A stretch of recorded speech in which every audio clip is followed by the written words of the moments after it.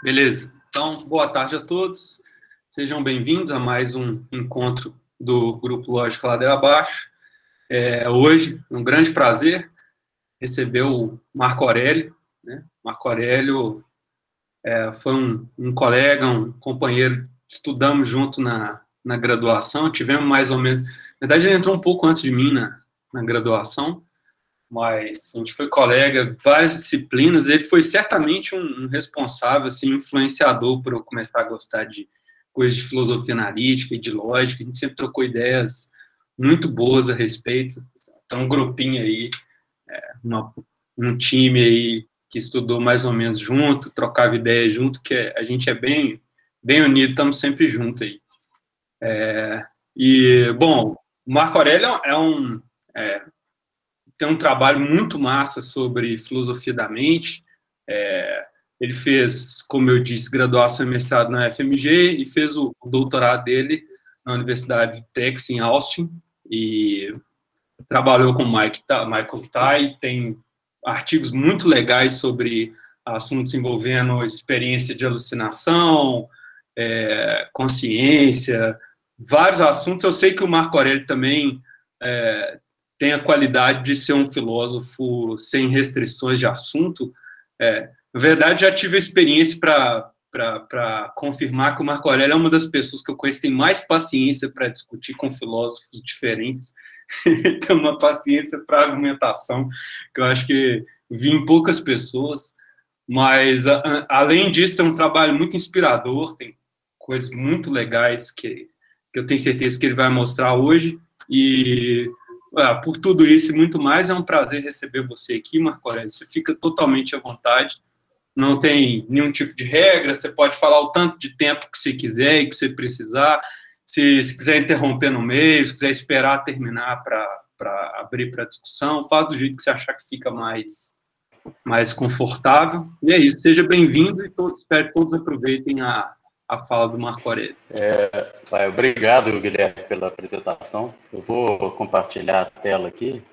E a primeira coisa, é claro que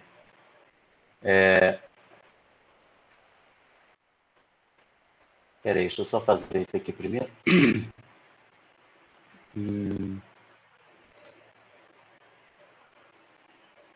Ih, agora não está indo. Não é possível compartilhar essa tela. Você precisa conceder as permissões para compartilhar.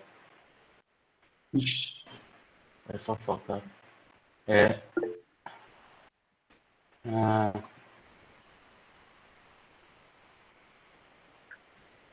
Tá. Agora acho que vai dar.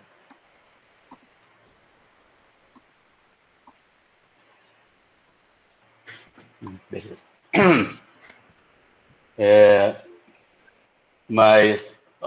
Bom, agradecer o convite, primeira coisa. É um prazer enorme, na verdade, estar no Lógica Ladeira Abaixo. O nome já é bom, o nome já é excelente.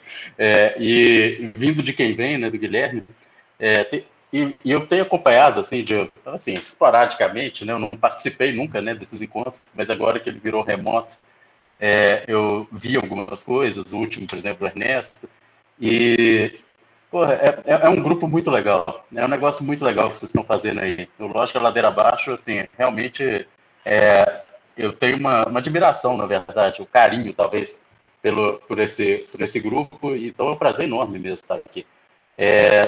E eu estou vendo aí, você falou dessa nossa formação, né, lá no início, né, na UFMG, na graduação, nós fomos ali contemporâneos, né? Eu estou vendo que apareceu aqui o De Luca, que também era dessa turma, e que era, né? E é uma turma, assim, realmente muito especial, assim. Eu acho que certamente todos nós, a gente não teria, né, não faria filosofia como a gente faz, não teria o prazer, né, nessa coisa que é fazer filosofia, não fosse aquele grupo, aquelas trocas e tudo aquilo, né?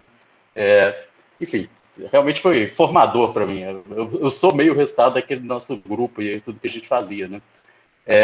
Bom, o que eu vou... Vamos lá, então. Só um minutinho, Marco Aurélio, aproveitando que você falou disso, tem só uma coisa que eu esqueci de falar aí, que eu acho que é importante complementar para a galera do grupo, é que eu esqueci de mencionar, o Marco Aurélio também é professor colaborador no nosso programa de pós-graduação, né? Assim, que além da parceria. com o grupo, que eu espero que daqui para frente tenham várias outras oportunidades, e também o Marco Aurélio, ele é colaborador do nosso programa, então é uma coisa importante, né, que a gente pode contar com ele para outros projetos, e ele pode contar com a gente também no nosso setor. Aliás, eu acho que eu não sou nem colaborador, eu acho que eu sou permanente, não lembro agora, mas eu não lembro qual foi o estatuto que eu entrei, tinha a ver com o arranjo ali do corpo docente, né, do programa. Mas, enfim, eu sou professor da UFOP. Na verdade, eu estou falando em casa, é assim que eu deveria me sentir. E eu vou... Bom, vou começar, então, você vai a apresentação. Deixa eu ver se estou passando os slides. Tá. Eu vou, inicialmente, aqui só dizer o que eu pretendo fazer aqui. É uma apresentação, espero que ela não fique muito longa, eu vou tentar aqui ser o mais sucinto possível. Essa apresentação, ela surge, na verdade, num encontro que a gente organizou em Tiradentes em 2018, que foi o primeiro Mind Brasil. Enfim, era um encontro internacional de filosofia da mente, que a gente bolou, na verdade, eu e meus colegas lá da UFSJ, do Rodrigo e o Gustavo, de fazer um evento regular e internacional que chamasse sempre um convidado principal e uma série de pessoas interessadas a discutir aí o trabalho desse convidado principal, né, que seria, sei lá, o keynote speaker, né? E aí a gente fez a primeira edição desse negócio em 18, em Tiradentes, e o convidado foi o David Chalmers, que é o cara do argumento do zumbi, certo? Que vai apresentar esse argumento famosamente lá no meados dos anos 90, 96, né, The Conscious Mind. Depois vai discutir, acho que ele cansou um pouco de discutir isso ultimamente. Ele está com outras coisas aí, outros projetos, mais recentemente, mas pelo menos até 2010 ele publicava sistematicamente, era um grande debate aí, então durou aí pelo menos 15 anos, né, acerca desse argumento do zumbi. Quando ele veio para cá, então, que a gente trouxe ele, eu fiz uma apresentação nesse evento, que é basicamente o que eu vou falar aqui hoje. Só que nesse evento, o que rolou? Eu apresentei, ele apresentou, ele conversou, foi uma longa troca depois, a gente ficou conversando também, enfim, durante os 3 dias que ele ficou lá em Tiradentes com a gente, os 4 dias.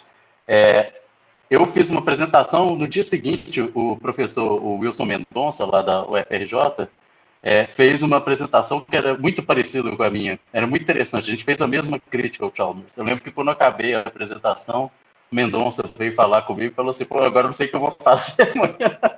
Mas só que a verdade é que o Mendonça fez o que eu fiz, mas eu acho que melhor, sabe? Porque a nossa crítica era a mesma, mas ele construiu um caminho que eu achei que ficou bem mais claro e interessante, sabe? Ficou, digamos, a forma da construção do argumento ficou mais elegante, ficou melhor. Aí eu resolvi agora nessa fala, levando em consideração umas coisas que o Chalmers falou comigo, reagindo, né, à crítica que eu fiz, e me apropriando aí, me metendo na mão do caminho do Mendonça, que eu achei melhor, sabe, para falar do ponto que eu mesmo também estava querendo criticar. Então essa minha apresentação agora virou essa mistura, levando em consideração a reação do Chalmers e eu vou apresentar, na verdade, o caminho do Mendonça, sabe? Então, bom, isso chega aí de preâmbulo. Então, vamos ver qual é o tema. Bom, vamos lá. A tese do fisicalismo, né? O que é o fisicalismo em filosofia da mente? Bom, se a gente pegar aí a conjunção, né, de todas as verdades, tudo microfísicas do universo. Então, você pega a física, imagina que você tem ali um nível básico da física, do qual os outros poderiam ser derivados de alguma forma. A gente pode chamar isso do nível microfísico, e você tem um conjunto ali de todas as verdades desse nível. Imagina essa enorme conjunção de todas as verdades da física. E aí, o que, essa outra letra, significar aí a conjunção de todas as verdades fenomenais ou conscientes, acerca de estados conscientes, né? Todas as experiências conscientes, enfim, tudo que a gente sente, os gostos, as dores, o mundo, sabe? Enfim, todas as experiências conscientes que existem. A tese do fiscalismo é basicamente dizer que P necessita Q, certo? Ou seja, você pode extrair, ou necessariamente vai se seguir de todas as verdades aí microfísicas, as verdades fenomenais. Então essa é a tese, basicamente, fiscalista. Tem uma outra forma da gente formular ela aqui, que é essa, eu adoro, na verdade, essa definição do Frank Jackson, que ele diz que essas passagens em inglês, vai ter algumas aqui que eu vou citar, Talvez eu leia devagarzinho, porque aí vocês podem acompanhando, às vezes traduzindo é até pior, mas aí depois eu falo. Então ele vai dizer aqui, ó, any world which is a minimal physical duplicate of our world is a duplicate simpliciter of our world. O que significa isso? Basicamente, você imaginar que o fisicalismo é uma tese que se você fizer uma réplica da física desse mundo, e o que significa uma réplica mínima? Uma duplicata mínima. Significa que todas as verdades da física e só elas. Você não vai colocar mais coisas. Porque tem um argumento, por exemplo, da substância do plasma alienígena, sabe? Dos anjos. Imagina que você pega toda a física, mas acrescenta mais umas outras coisas nesse mundo. Não, a duplicata simplista, mínima seria a física e só ela. Se você colocar em um outro mundo, basicamente vai ser uma duplicata simplista, ou seja, é tudo que tem nesse mundo também. Não vai faltar nada, certo? Então, essa é a tese do fisicalismo. Ou materialismo, como se falava antes. Né? Pois bem, o que é o tal do mundo zumbi? O mundo zumbi, então, é o seguinte. A tese, então, de que P necessita aqui, ela é equivale a dizer que não é possível, né, que você tenha P, que são todas as verdades microfísicas, e não tenha Q, certo? Essas duas coisas são equivalentes.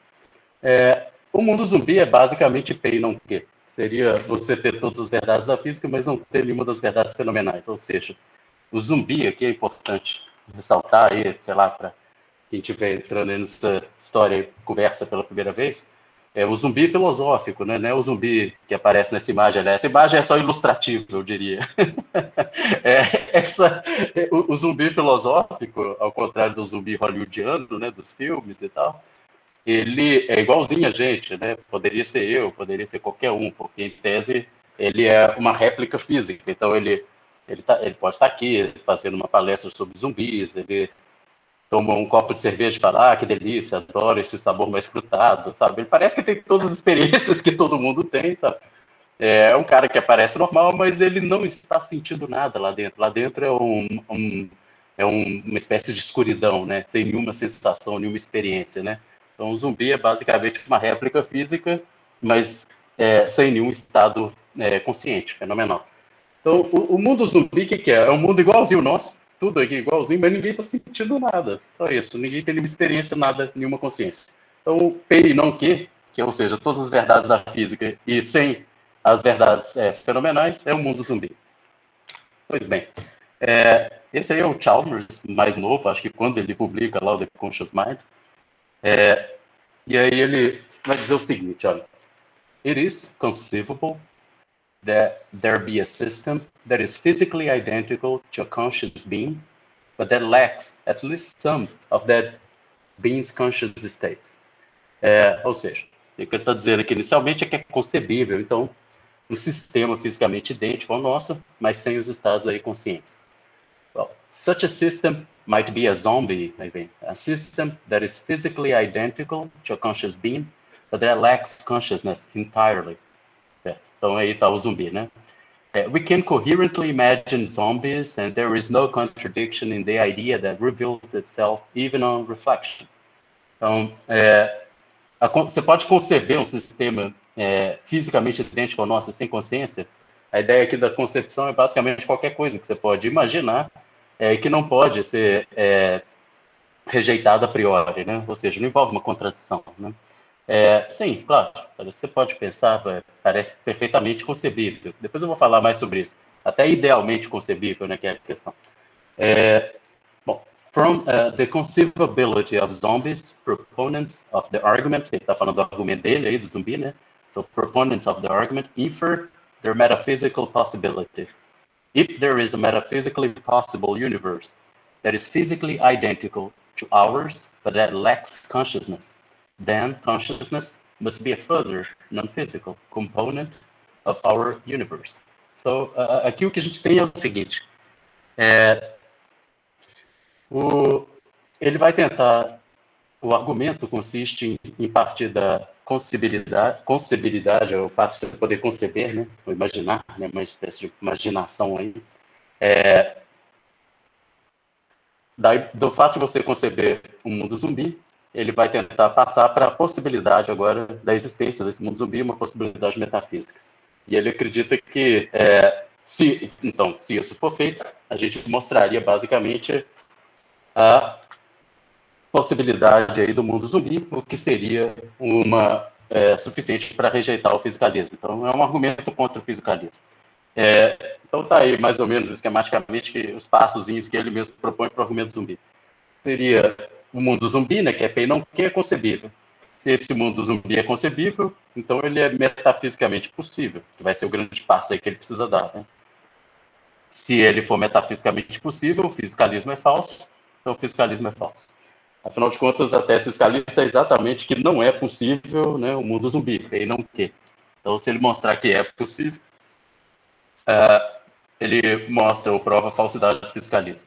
Agora, a questão toda, é claro, é como inferir, né, a possibilidade, né, do mundo zumbi, da concebilidade, né, do simples fato de você poder conceber o mundo zumbi. Então, é o passo 2, que é a grande questão, né? Onde está aí o pulo do gato. Bom, como que ele pretende fazer isso? Então, o que eu vou fazer aqui é basicamente o seguinte: inicialmente, em grande medida, o que eu faço é expor uma certa estrutura do argumento zumbi. É claro que é apresentado de tal forma que eu catei ali os elementos que me interessam para depois apontar ali onde que eu vejo o erro ou o que falta nesse argumento, né? Porque que ele não me parece convincente. Só, talvez, antes, para explicar assim, o caminho, né, dialético aí que a gente segue aqui, né, que eu vou seguir aqui. Eu me lembro que na minha apresentação, lá em 2018, eu tentava mostrar que o argumento era falso, ou seja, eu queria provar a impossibilidade dos mundos zumbis, ou seja, não é possível um mundo zumbi. E o Mendonça, no dia seguinte, com o mesmo caminho, mais ou menos, argumentativo que o meu, ele chega no final e simplesmente ele argumenta que é um argumento mais fraco, então, né? Ele vai dizer que, não, o argumento simplesmente é insuficiente, é inconclusivo, né? Ele não mostra possibilidades do mundo zumbis. Daí, é claro, não mostrei que ele é impossível, sabe? Só não, esse argumento aí, eu preciso me falar mais coisas, isso aí não rolou. A partir desse argumento, não dá para mostrar a possibilidade dele.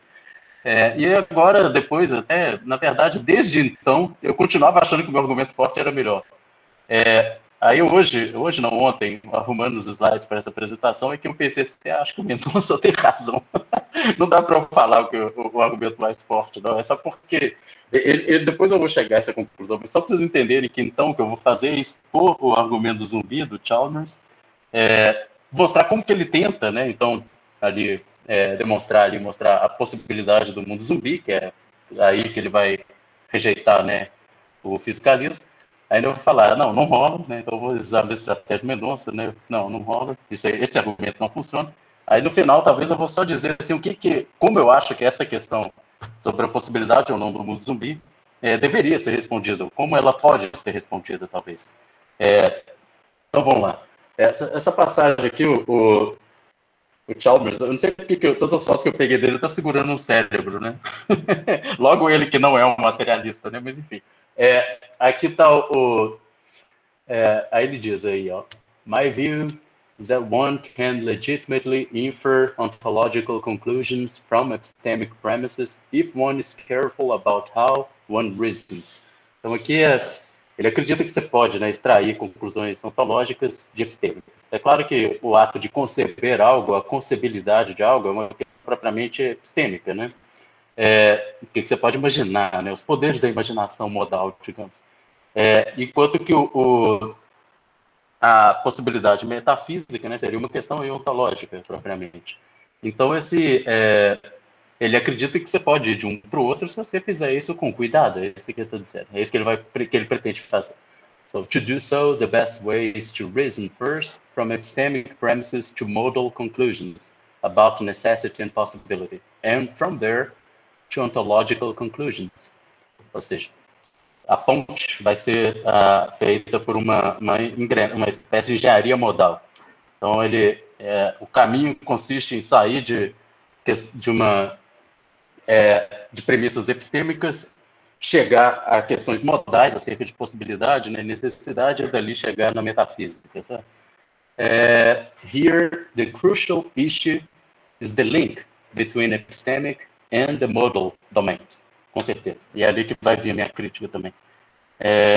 How can one reason from thesis about what's knowable or conceivable to thesis about what's necessary or possible. Então, essa é a grande questão. Ele tem um slogan que ele repete algumas vezes, que é conceivability is a guide to possibility, né? Então, concebibilidade é um guia para a possibilidade. Então, basicamente, ele quer mostrar como que esse guia funciona, como que você vai te guiar ali da questão epistêmica, que é a concebibilidade, para a questão modal aí da possibilidade. Então, vamos ver. A primeira questão aqui do argumento, se a gente voltar aqui rapidamente ao argumento zumbi, a primeira premissa é dizer que o mundo zumbi é concebível, certo? Bom, ele é concebível, né? Eu não é. Eu vou pressupor aqui que sim. Eu acredito que esse não é o meu ponto. Tem o pessoal que critica essa primeira premissa também, mas eu vou concedê-la, né? E eu acho que nem for the sake of the argument. Não, eu acho que eu concordo mesmo. Eu acho que é concebível. Logo, aqui tem uma passagem do Chalmers. We can say that a sentence S is conceivable when S express a coherent hypothesis, né? One that cannot be ruled out a priori. We can say that S is ideally conceivable when the hypothesis expressed by S cannot be ruled out a priori, even on ideal rational reflection. Então, ele faz uma distinção. A gente vai dizer aqui que algo é concebível, né? Claro. Se basicamente, imagina é uma imaginação, né? Você vai imaginar uma hipótese, né? E se, né, o mundo fosse, sei lá, zumbi, né? Aí todo mundo fosse zumbi. Aí você imagina essa hipótese. Se ela não pode ser eliminada e ruled out, né, a priori, se você não pode mostrar ali que há qualquer contradição, se ela é uma hipótese, então, coerente, ela é concebível, certo? Então, basicamente, você pode conceber qualquer coisa, menos círculos quadrados, né, e coisas do gênero. De forma que... E é claro que você poderia agora fazer uma distinção que ele faz entre a concebilidade prima facie, né, e a concebilidade ideal. Ou seja, né, que é concebível para mim, Marco Aurélio, eu sou um cara sem muita imaginação, eu não consigo pensar muitas coisas, sabe? Eu concebo umas coisas também que são contradições, sei lá, imagina uma equação matemática gigantesca, eu não sei calcular ela direito, aí eu acho que ela tem uma única resposta, sabe? Na verdade, ela não tem uma, tem várias, sabe? Vou imaginar qualquer coisa. Mas aí eu concebo um mundo em que aquela equação tem várias respostas, mas é porque eu sou um mau concebedor, né? Enfim, eu não sou um concebedor ideal. É claro que o que a gente está dizendo aqui a exigência precisa ser que um concebedor ideal, né? Então você tem aí uma idealização, né, dessa habilidade. Imaginar que Deus aí consegue conceber um mundo zumbi. E ele imagina esse mundo, e é tranquilo, e Deus não vê nenhuma contradição. Eu concedo que até Deus pode conceber um mundo zumbi. Então o nosso concebedor ideal também pensa. Então, aqui, no caso de conceber o mundo zumbi, né, que é P e não Q, consiste em imaginar um cenário no qual aí, P e não Q é o caso. É basicamente você imaginar um mundo igual ao nosso, sem consciência. Aqui, uma primeira distinção que vai ser importante entre cenários e mundos, né? Esse cenários, então vamos lá, olha, de novo Chalmers falando, só no começo que eu cito mais ele, depois eu largo mão, sabe, só para ir construindo. Just as one can think of metaphysically possible hypotheses as corresponding to an overarching space of metaphysical possibilities, one can think of epistemically possible hypotheses as corresponding to an overarching space of epistemic possibilities. Aqui é central essa distinção entre dois tipos de espaços de possibilidades. Então, são duas formas, né? Que seria de se falar em ser possível, né? Uma coisa é a possibilidade metafísica e outra coisa é a possibilidade epistêmica. O que é a possibilidade metafísica? Ela seria esse grande... imagina ali tem o desenho dos mundos, né? Vamos imaginar vários mundos, né, possíveis, que são, a partir do nosso mundo, são acessíveis a ele, né, a partir dele, formas como esse mundo poderia ser, mas não é. Então, são contrafactuais. Então, vamos imaginar todas essas situações maximamente específicas, né, que o mundo poderia ser, mas que não é, chamar isso de mundos possíveis, e você tem um espaço aí, esse overarching space, né, of metaphysical possibilities. E a outra coisa que seria essas possibilidades epistêmicas é não simplesmente as formas contrafactuais como o mundo atual, né, poderia ser, mas não é, mas você imaginar agora todas as outras, as formas concebíveis, né, que o mundo poderia ser, ou seja, todo o espaço de possibilidades que não pode ser eliminado a priori. Ele é mais amplo, digamos, do que o espaço metafísico, né? É o que ele vai chamar aqui desse space of epistemic possibilities. Então, vamos lá. Some possibilities, a segunda citação aqui. Some possibilities in the space of metaphysical possibilities are maximally specific. This can be thought of as maximal metaphysical possibilities, or, as they are often known, possible worlds. Então, mundos possíveis, né? São essas possibilidades máximas, né? Metafísicas. Máximas porque é uma descrição completa, né? Então, você tem todos os fatos ali. Qualquer sentença você chega ali e vai levar em um valor. In a similar way, some possibilities in the space of epistemic possibilities are maximally specific. This can be thought of as maximal epistemic possibilities, or as I will call them, scenarios. Então, da mesma forma, primeiro eu fiz a distinção entre dois tipos de possibilidades, metafísica, né, e epistêmica. E depois aqui eu estou dizendo que a gente pode pensar em possibilidades máximas, né? Metafísicas são mundos possíveis e possibilidades máximas agora, que é tipo uma descrição completa de um mundo. Mas então possibilidades máximas epistêmicas, que é o que a gente vai chamar de cenários. Então, tá feita aí essa distinção que a gente vai trabalhar com ela agora, cenários e mundos, né? Bom, o argumento do zumbi de volta agora, mas com mais uns passozinhos para destrinchar os elementos. Então ele começa lá com a primeira premissa, né, de que o mundo zumbi é concebível. A segunda, se ele é concebível, então ele é epistemicamente possível, claro, que é isso que significa ser epistemicamente possível, você não pode eliminar ele a priori. Na terceira, agora, a premissa se torna, se ele é epistemicamente possível, aí então ele é metafisicamente possível. Então esse é o salto lá que ele vai sair. Ele já, digamos, saiu da epistêmica, que é a primeira premissa, chegou no modal, que é a segunda. Aí ele vai mudar de modalidade, ou seja, ele vai sair da modalidade epistêmica para a modalidade metafísica, ou seja, possibilidade de um tipo para a possibilidade do outro. Aí, então, eu já marquei, que é claro que o truque de pré-digitação do argumento está na premissa 3 ali, né? Aí, se ele já chegou no metafisicamente possível, aí já deu ruim para o fisicalismo, aí fisicalismo é falso. Enfim, então, claro que a questão que fica agora é como ir, né, de possibilidade epistêmica para possibilidade metafísica. Então, vamos ver como é que ele tenta fazer isso. Ele vai precisar, esse é um termo que Mendonça usa até, do bridging principle. Então, basicamente, ele vai precisar construir uma ponte, levando de uma possibilidade epistêmica, de possibilidades epistêmicas para metafísicas, que vai ser então o que a gente vai chamar do bridging principle, princípio da ponte, né? Mas essa ponte não pode passar qualquer um, por isso que eu coloquei ali um guardião na ponte, porque é o seguinte, não pode ser o caso de qualquer coisa que a gente conceba, de repente já se torna metafisicamente possível. Eu posso conceber, é claro, a nossa imaginação agora epistêmica, né? A modalidade epistêmica, eu poderia, o jogo cabala é bom, eu poderia, claro, imaginar aqui que todo mundo está errado, que a água não é H2O, sabe? Está todo mundo errado, sabe? A água, na verdade, por incrível que pareça, depois que o meu microscópio mais potente, eu olhei para as partículas pequenininhas, e ela é XYZ, tá? Nós moramos na terra gêmea do Putnam, sabe? Pois bem, na hora que eu descubro isso, é claro que isso é possível, ou seja, é possível que a água não seja H2O? Em termos metafísicos, não. É mais ou menos o seguinte, se for H2O, é H2O em todos os mundos, né? Então, basicamente, é necessário que seja, né, H2O em todos os mundos. É claro que essa é uma verdade a posteriori e tal, mas é necessário. Agora, se não for, também aí vai ser necessário que seja XYZ, então, em todos os mundos. Mas que tipo de possibilidade é essa que eu aventei agora, dela não ser XYZ? Eu posso pensar nela, é claro. Significa que existe um mundo metafisicamente possível, que a água não é H2O? Não, são duas coisas diferentes. Nesse caso da água, ser H2O, a mera possibilidade epistêmica dela não ser, você não pode atravessar a ponte e falar, mas tem um mundo possível que ela não é, então, sabe? Não. Esse guardião não pode deixar passar água, por exemplo.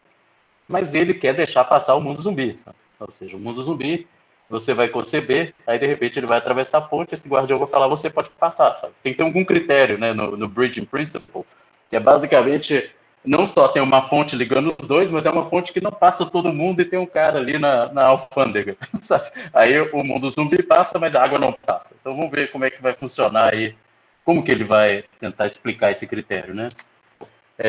Bom, dois tipos aí de avaliação semântica agora, que eu vou fazer essa distinção que a gente vai usar a partir de agora. A verificação vai ser entendida aqui como uma relação entre o cenário, né, imaginado, C, e uma sentença S. Então, a gente escreve daquele jeito lá, verificou, né, S é verificado em C, né. Então, dizemos que C, né, verifica S quando S é verdadeiro em C, certo? Então, basicamente, você imagina o cenário, aí você pensa numa sentença, por exemplo, água não é H2O. Aí você vai lá naquele cenário e vê, a água não é H2O, não é. Então esse cenário verifica essa, certo? Cenário C. Ou no caso do mundo zumbi, você pensa aí, imagina em um cenário, no caso o cenário do mundo zumbi, aí você olha lá, vê se nesse cenário, sei lá, Marco Aurélio sentiu o gosto do suco de graviola, sabe? Aí não teve experiência nenhuma, não, tal. Então, é verdadeiro que Marco Aurélio sentiu o gosto de graviola, sabe? Beleza. E a relação agora, esse outro tipo de avaliação semântica seria não verificação, mas a satisfação. A satisfação é uma relação agora entre mundos possíveis, né? E uma sentença S. Então a gente vai dizer que o mundo, né, W satisfaz essa sentença quando essa é verdadeira em W. Então, basicamente, qual que é a grande distinção aqui? É que uma é uma função, né, mapeando agora sentenças com cenários, e o outro, que é a primeira, né, verificação, e a satisfação, você está uma relação agora que obtém, né, entre sentenças e mundos, né? São duas coisas diferentes, mundos e cenários, né? Pois bem, mas aí vem começam os passozinhos aí para a gente chegar na ponte, certo? Que ele vai propor. Nós podemos considerar, né? A gente pode tomar aí possibilidades epistêmicas maximamente específicas, né, que são cenários, né, como correspondendo ao mundo possível considerado como atual. Então, o que significa isso? Como é uma possibilidade maximamente específica, o que ele vai tentar fazer é o seguinte, é como se correspondesse a esse cenário, né, que é uma possibilidade maximamente específica, um determinado mundo, ou pode corresponder ali um determinado mundo, que não é propriamente aí um mundo possível, né, metafisicamente possível, mas é entendido como uma descrição completa, e que a gente poderia imaginar agora, essa é a imaginação epistêmica, né, esse mundo como sendo atual. Então, seria mais ou menos o seguinte, para a gente, depois eu vou falar, mas formas de, ou significado até de expressões, a gente entende, né, o que elas significam, basicamente qual a intenção delas, né, e que extensão que elas levam, então, é uma função para que tipo de extensão, né. Parte do que a gente sabe e que a gente consegue imaginar é que se o mundo, né, atual fosse diferente do que ele é, se ele fosse outro, onde, por exemplo, a água é XYZ, ou que as pessoas fossem zumbis, ou sei lá qual a possibilidade que você considera como atual, esse mundo agora, esse cenário, não vai ser agora considerado simplesmente como uma descrição maximal, uma grande imaginação, uma hipótese, né? Mas aí você vai tomá-lo como atual e imaginar agora todos os outros mundos em relação a ele, certo? Então, basicamente, é um mecanismo para avaliação semântica, entendeu? Então, o que significaria água se fosse XYZ, que é quando eu aponto para o Rio, eu estou apontando para XYZ, sabe? Se esse fosse o mundo atual. Então, tomar um cenário como sendo um mundo atual, certo? E ver como é que ele determina agora a verdade aí das sentenças, né? Então, nesse caso, a gente verifica uma sentença S com respeito, aí eu vou colocar esse WA, na terminologia, que é o mundo tomado como atual, sabe? Que é basicamente o cenário na hora que a gente toma ele como um mundo atual, avaliando. Então, se esse é o caso na hipótese do mundo atual ser WA e não W, o nosso mundo de verdade, né? Bom, o Bridging Principle, eu vou chamar de BP aqui, eu acho que eu mantive em inglês porque o princípio de ponte já é uma invenção do Mendonça em inglês. Sei lá, deixei BP. Consiste, então, esse Bridging Principle, basicamente, então, na postulação de uma correlação agora forte, eu coloquei aqui identidade, entre cenários imaginados e mundos possíveis considerados como atuais. Então, o Bridging Principle, basicamente, ele pega um cenário imaginado, associa com o mundo agora tomado como atual, que é esse segundo elemento. Ele fala de uma correlação forte. Eu me lembro, depois, eu queria até voltar nos textos do Chalmers, eu acho que ele nunca mudou isso de 96, pelo menos até 2010, eu lembro que os textos, ele fala sempre de uma correlação, é mais ou menos evasivo, mas eu acho que precisava ser uma identidade. Em última instância, o que a gente precisa aqui é dizer que esse cenário, no final das contas, é totalmente equivalente a uma correlação forte, ele equivale, então, a esse mundo aqui tomado como atual. Bom, então vamos seguir uns passozinhos aqui para entender o argumento, como é que vai ser feita essa travessia da ponte aí para o Chalmers, né? Então, suponho que essa é a sentença e a água não é H2O, né? Bom, a gente pode conceber um cenário C que verifica a hipótese de que a sentença S, que verifica, né, a hipótese de que S seja verdadeira. Então, basicamente, verifica S, né? Então, basicamente, a gente tem essa relação aí de verificação, né? Do cenário C verifica a água não é H2O, a gente diz que essa relação obtém, certo?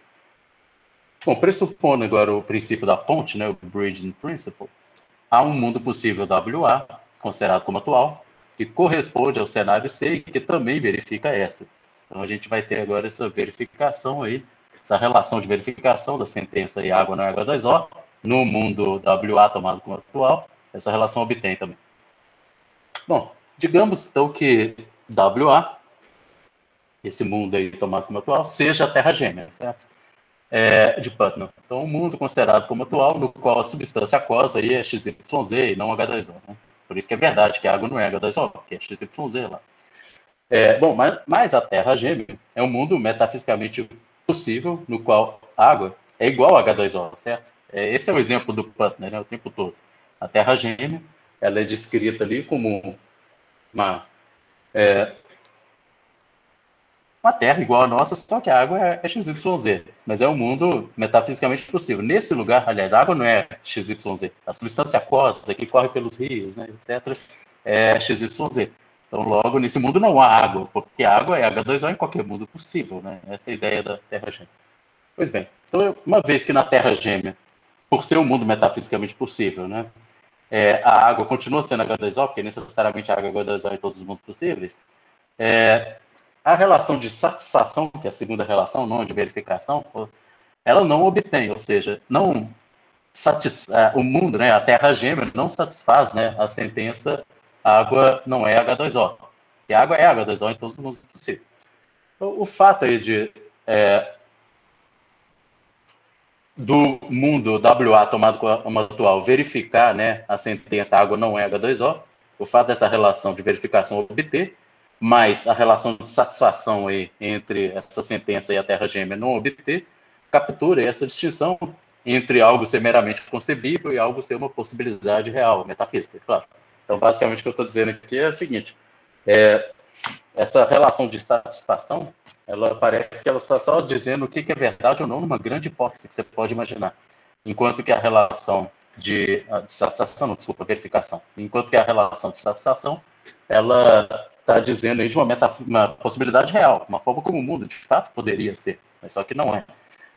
Na hora que você vê essa distinção entre, por exemplo, a Terra gêmea, poder verificar essa sentença, mas não poder satisfazer, né, essa sentença, é basicamente essa relação entre algo ser meramente concebível ou uma possibilidade real. Mas e o mundo zumbi? Então vamos lá, de volta ao mundo zumbi. Então vamos pressupor a concessibilidade, que é o que eu te falei, a ponte tem que ser tal que a água não passa, a água não passou, sabe? Ou seja, você não saiu da verificação para satisfação. Então você não tornou possível aí o mundo com a água XYZ, no sentido metafísico, né? Mas e agora vamos ver o mundo zumbi. Bom, vamos pressupor a concessibilidade aí do mundo zumbi, né? P e não Q. Aí, então segue-se, uma vez que a gente pode concebê-lo, que existe aí um cenário, então vamos pegar um cenário C que verifica, né, o mundo zumbi. Ou seja, uma hipótese, você pode imaginar, que verifica P e não Q. Agora, pressupondo de novo o princípio da ponte, né, o Bridging Principle, segue-se que vai aparecer também um mundo tomado como atual, que verifica o mundo zumbi, P e não Q. E essa relação vai obter Mas para demonstrar agora a possibilidade, né, do mundo zumbi, P e não Q, ou que a satisfação, agora a relação de satisfação do mundo zumbi por um mundo possível qualquer, que essa relação obtém, né, é preciso mostrar que há um mundo, então, metafisicamente possível, W, que corresponde ao mundo WA, né, esse mundo tomado como atual. Ou seja, é preciso mostrar que o mundo zumbi é não apenas agora concebível, mas uma possibilidade real. Ou seja, o salto que a Terra gêmea em relação à sentença água no H2O, que não pode ser dado, ou seja, da verificação para a satisfação, vai ter que ser dado agora para o caso do mundo zumbi. E como que ele vai fazer isso? Como ele disse naquela citação lá no início, a questão toda é você sair de possibilidade epistêmica para a questão modal e da questão modal para a possibilidade metafísica. Então vamos ver como que ele vai fazer agora a sua engenharia ali no meio da ponte para explicar para o nosso guardião que o mundo zumbi pode passar, certo? Como que o mundo zumbi vai passar pelo guardião? Para isso ele vai desenvolver uma semântica bidimensional. O que seria essa semântica bidimensional? Vou ler essas duas passagens aqui comentar. Então, primeiro aqui, the core idea of two-dimensional semantics is that there are two different ways in which the extension of an expression depends on possible states of the world. Então, tem duas formas. Que a extensão, né? Uma expressão vai depender de estados possíveis do mundo.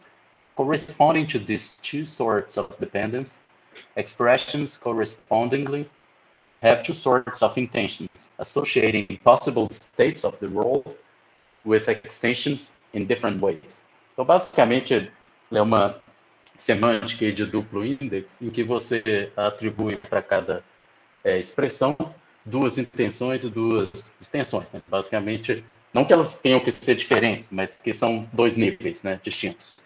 Então, basicamente, eu vou ler aqui embaixo, depois eu apresento lá como é que funciona isso. These two intentions correspond to two different ways of thinking of possibilities.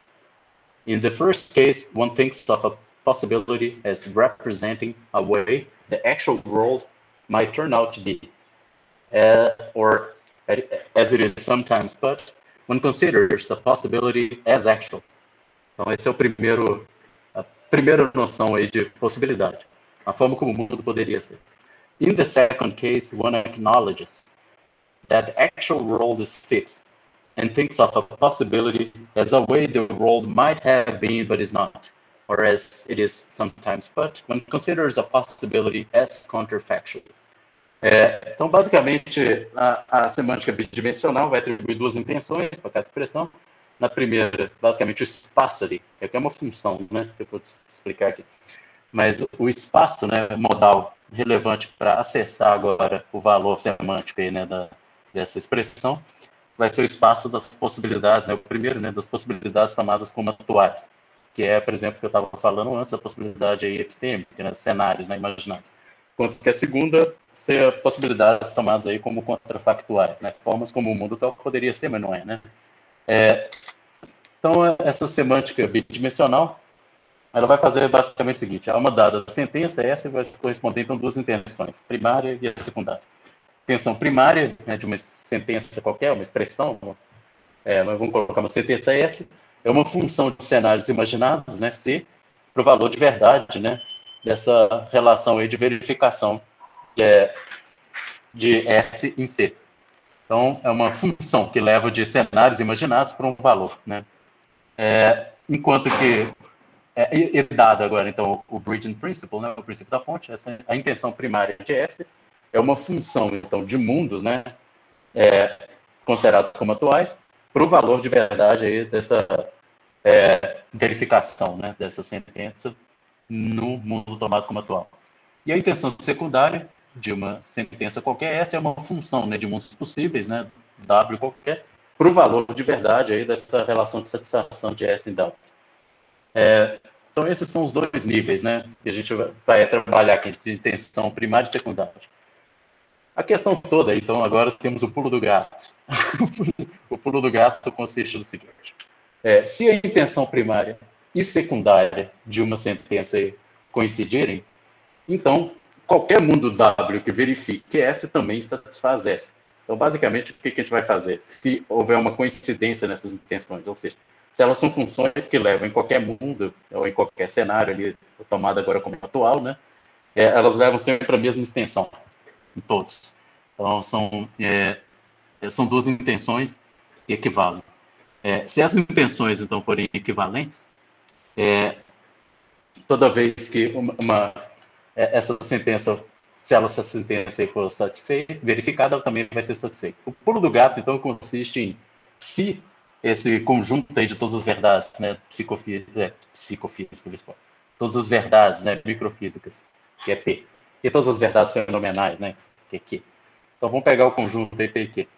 Se eles possuírem intenções primárias e secundárias coincidentes, então a gente vai poder dizer que da verificação, né, desse mundo zumbi num mundo tomado como atual, vai implicar a satisfação disso também. Então, basicamente, a verificação implica satisfação. Aí, basicamente, ele vai conseguir fazer a ponte que ele queria lá naquela terceira parte do argumento do zumbi, que é o que eu estava dizendo. Então, ele precisa explicar que o pulo do gato consiste, né, em mostrar a equivalência das intenções primárias e secundárias de basicamente todas as verdades da física e fenomenais. Essa era aquela hora que eu teria que parar uma aula e perguntar: vocês estão me acompanhando até agora? Mas, enfim, vou continuar pressupondo que está todo mundo seguindo até agora. Como que ele vai tentar mostrar que essas duas coisas se equivalem, né? Intenções primárias e secundárias? Ele vai falar aí de uma tal descrição canônica. A descrição canônica de um mundo, né, W, é a descrição completa de W em termos neutros. Que termos neutros são esses, né? A gente chama de termos semanticamente neutros. Esses termos semanticamente neutros são termos que não são, esse é o termo que ele usa, né? Twin Earthable, ou seja, eles não podem ser terra gêmeados. Eles não podem passar pela situação ali da terra gêmea. Que é a seguinte: que é basicamente quando a sua extensão, né, não muda se o mundo atual fosse a terra gêmea. Então é o seguinte: o que é um termo que é twin earthable? Um termo é twin earthable quando se eu tivesse não no mundo atual, né, mas se o mundo atual fosse outro, digamos a terra gêmea, então a extensão desse meu termo seria outra. Ou seja, meu termo água, a extensão dele é H2O. Mas aí, na verdade, eu não estou o mundo não é assim, o mundo é a terra gêmea, eu não sabia, sabe? Então a extensão do meu termo passou a ser XYZ, sabe? Então basicamente mudou. Esse termo é twin earthable. Agora, um termo em que, se eu mudar o mundo atual, ele continuar levando a mesma extensão, esse termo ele não é twin earthable. É o que eles chamam de termo semanticamente neutro. É claro, vocês estão entendendo. Se eu conseguir fazer uma descrição, que é essa descrição canônica, que é uma descrição completa do mundo, em termos semanticamente neutros, que captura todas as verdades microfísicas e fenomenais, basicamente eu construí agora o arsenal que eu preciso para igualar as intenções primárias e secundárias. Essa é a estratégia. Aí uma citação aqui do Chalmers, de novo, né, ele fala: An expression is neutral if it's not... Você está explicando, acho que o que eu disse aqui.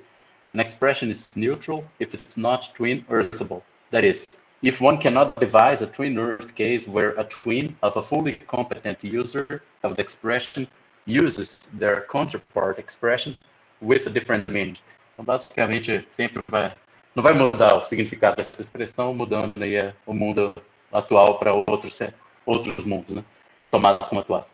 Então, se P e Q admitem, então, essa descrição canônica, ou seja, uma descrição em termos neutros, então a gente talvez vai mostrar aí essa ideia, né, que é da verificação do mundo zumbi num mundo aí tomado como atual vai implicar essa satisfação desse mundo zumbi agora no mundo metafisicamente possível mesmo, um mundão de verdade.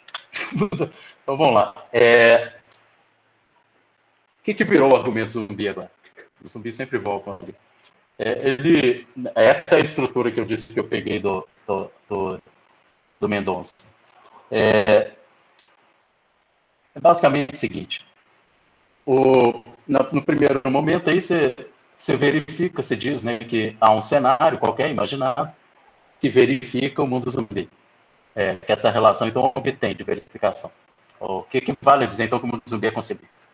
Aí depois, com o Bridging Principle, você vai falar que tem uma correspondência entre esse cenário imaginado, que é uma grande hipótese, e o mundo aí que você pode tomar como atual. Ou seja, uma descrição máxima de um cenário, mas que agora se a gente toma como o mundo atual, certo? Que vai ser, então, a gente vai fazer uma correspondência entre esse cenário C e esse mundo WA tomado como atual, né? O pulo do gato, então, vem na quarta parte, que é dizer que as intenções primárias e secundárias dessas de P e não Q, né, do mundo zumbi, coincidem. Então, eles têm intenções primárias e secundárias iguais. Eu comecei a numerar de novo. Isso é o passo 5. Aí, daí segue, então, que a gente vai poder derivar, né, a satisfação, né, do mundo zumbi no mundo W, que essa relação de satisfação obtém, basicamente, por conta do pulo do gato, você pode sair da verificação para a satisfação. E aí, então, finalmente, dado que tem um mundo que satisfaz P e não Q, é possível P e não Q, fiscalismo falso, certo? Que é o que eles têm que mostrar. Porque o fiscalismo é a tese que não é possível P e não Q, certo?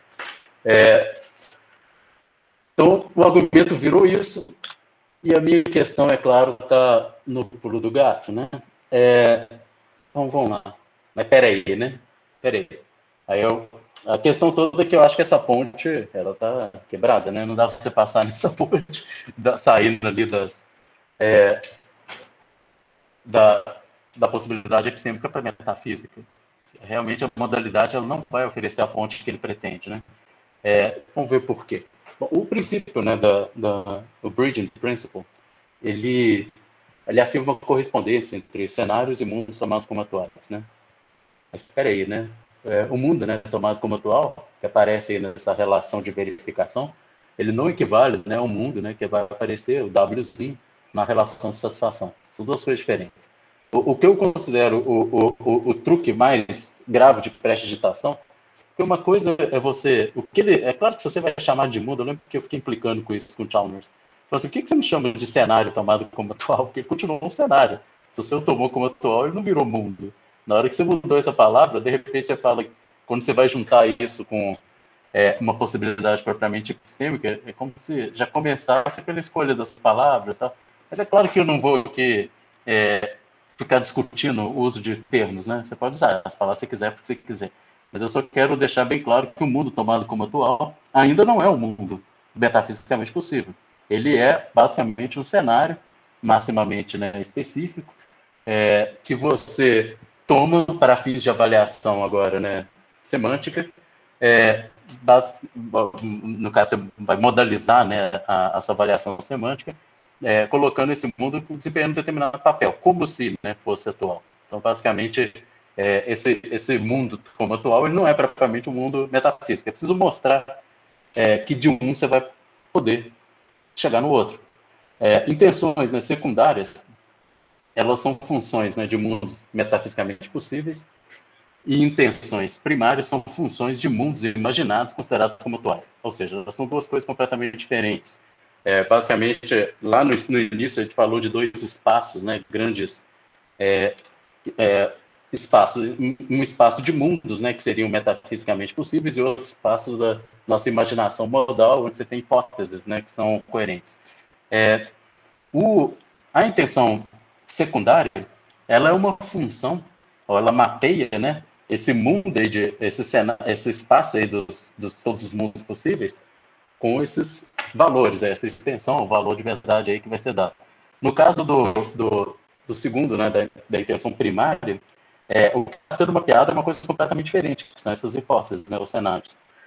Só se essas funções levarem as mesmas extensões, a gente pode dizer, né, que tem intenções primárias e secundárias conhecidas, podendo haver, então, essa descrição canônica em termos neutros. Né? Mas a questão toda é a seguinte. O Mendonça, ele falava que era uma questão circular, eu concordo. O que é circular aqui é basicamente o seguinte. Se essas intenções primárias e secundárias equivalerem, vai ter uma descrição canônica e aí realmente esse argumento dele vai funcionar. Então, como é que você sabe que essas intenções coincidem? Ele diz que é porque é possível gerar a descrição canônica. E a gente só sabe que esse que é o elemento propriamente circular, é que você só vai ter essa descrição canônica se de fato elas coincidirem. Então você, na verdade, é como se você está andando em círculo. Isso aqui só vai poder ser feito se isso aqui for feito. E esse aqui é a mesma coisa. Só que ele não mostrou nenhum elemento, uma razão independente, um princípio, né, independente, que mostre que qualquer um dos dois vai ser possível, certo? Então, no final das contas, a pergunta se é possível gerar essa descrição canônica, né, que é em termos semanticamente neutros, é a mesma pergunta de, cara, então, é possível o mundo zumbi? Porque se for possível, você pode gerar essa descrição canônica. Se não for, você não pode. Qual o motivo? Essa é a questão. Qual o principle, né, reason? Qual o princípio aí de razão que a gente poderia usar que justifique você dizer que essa descrição canônica é possível? Isso realmente, eu acho que não está lá no Chalmers. Ele não oferece boas razões para isso. Talvez ele não ofereça nenhuma. É como se ele falasse um tanto de coisa e no final ele criasse uma cortina de fumaça, né, em torno da... e a possibilidade da descrição canônica o tempo todo fica ali, mas quem disse que todas as verdades da física e fenomenais podem ser descritas em termos neutros, né? Bom, mas pressupor que há essa descrição canônica, certamente aí seria uma petição de princípio. Isso não pode ser feito. Porque isso está begging, né, the whole question aqui. A questão é exatamente se isso é possível. Tem mais aqui, né? A gente pode pressupor, né, que a descrição canônica de um mundo é uma descrição metafisicamente completa desse mundo. Esse é um ponto que eu talvez... Eu não vou desenvolver aqui, mas na apresentação que eu fiz lá foi talvez o foco até da minha crítica, que consiste no seguinte: essa descrição canônica, uma vez que ela tenta, é como se você pegasse agora o mundo todo e tentasse achar uma longa descrição, né, uma conjunção ali de todas as coisas desse mundo, descritos em termos que não são twin-earthable, né, que são semanticamente neutros. A sensação que eu tenho é que é como se você tivesse um blueprint, né, uma espécie de planta, de mapa geral, né, estrutural, né, do universo, desse mundo ali, sabe? Mas que esse mapa é como se escapulisse dele ali uma série de elementos que a gente pode chamar de intrínsecos, né, que são constitutivos do mundo. E que você poderia agora simplesmente pegar esse blueprint, né, esse mapa desse mundo, e colocar em outro lugar e falar que agora o mundo é o mesmo. Mas você poderia mudar elementos intrínsecos e manter a mesma estrutura, né, do blueprint. Ou seja, o que eu acho é que uma descrição canônica ela nem chega a ser uma descrição propriamente completa. É como se, em termos metafísicos, o mundo ainda está under-described, né, ele está subdescrito. Ele não foi descrito completamente. Ou seja, tem verdades que você não sabe dizer se são ou não o caso ali. Então, basicamente, ele não é uma descrição maximal. Maximamente específica, né? Uma descrição tão completa, ela deve ser capaz de especificar todas as verdades, né, do mundo escrito. Como fazer isso, né, sem recorrer a nenhum termo, né, que seja twin-earthable. Eu lembro que na minha apresentação lá, eu fiz essa pergunta para o Chalmers, que era, eu queria saber como avaliar. Então, vamos imaginar um mundo em que você chegou e me fez uma descrição canônica dele. Seja qual for essa descrição canônica. Aí você chega com essa descrição canônica para mim. Então, esse é o mundo tomado como atual, e aí você tem uma descrição canônica. Aí eu quero saber se Marco, nesse mundo, né, se Marco está com dor de cabeça. Ou eu quero saber se Papai Noel gosta de crianças, né? Se é verdade ou não, qualquer uma dessas duas nesse mundo, né? Eu coloquei nomes aí próprios, né? Aqui é basicamente o seguinte: é um nome que, de fato, designa alguém no mundo atual, né? Marco, e um que é vazio, né? O Papai Noel.